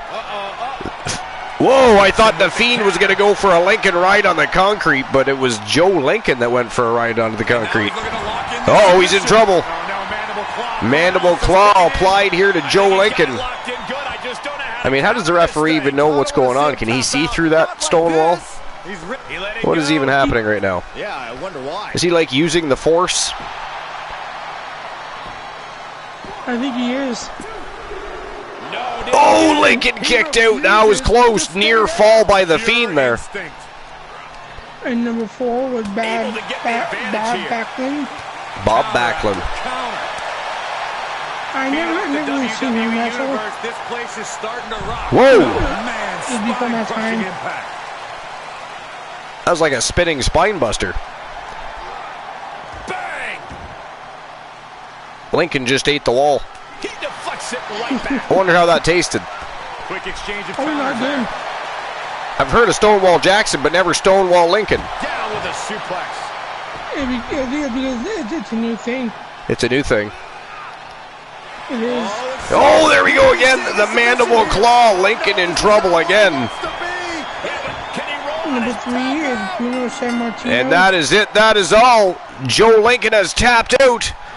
The winner of the match, ladies and gentlemen, and still the TWA World Heavyweight Champion, The Fiend.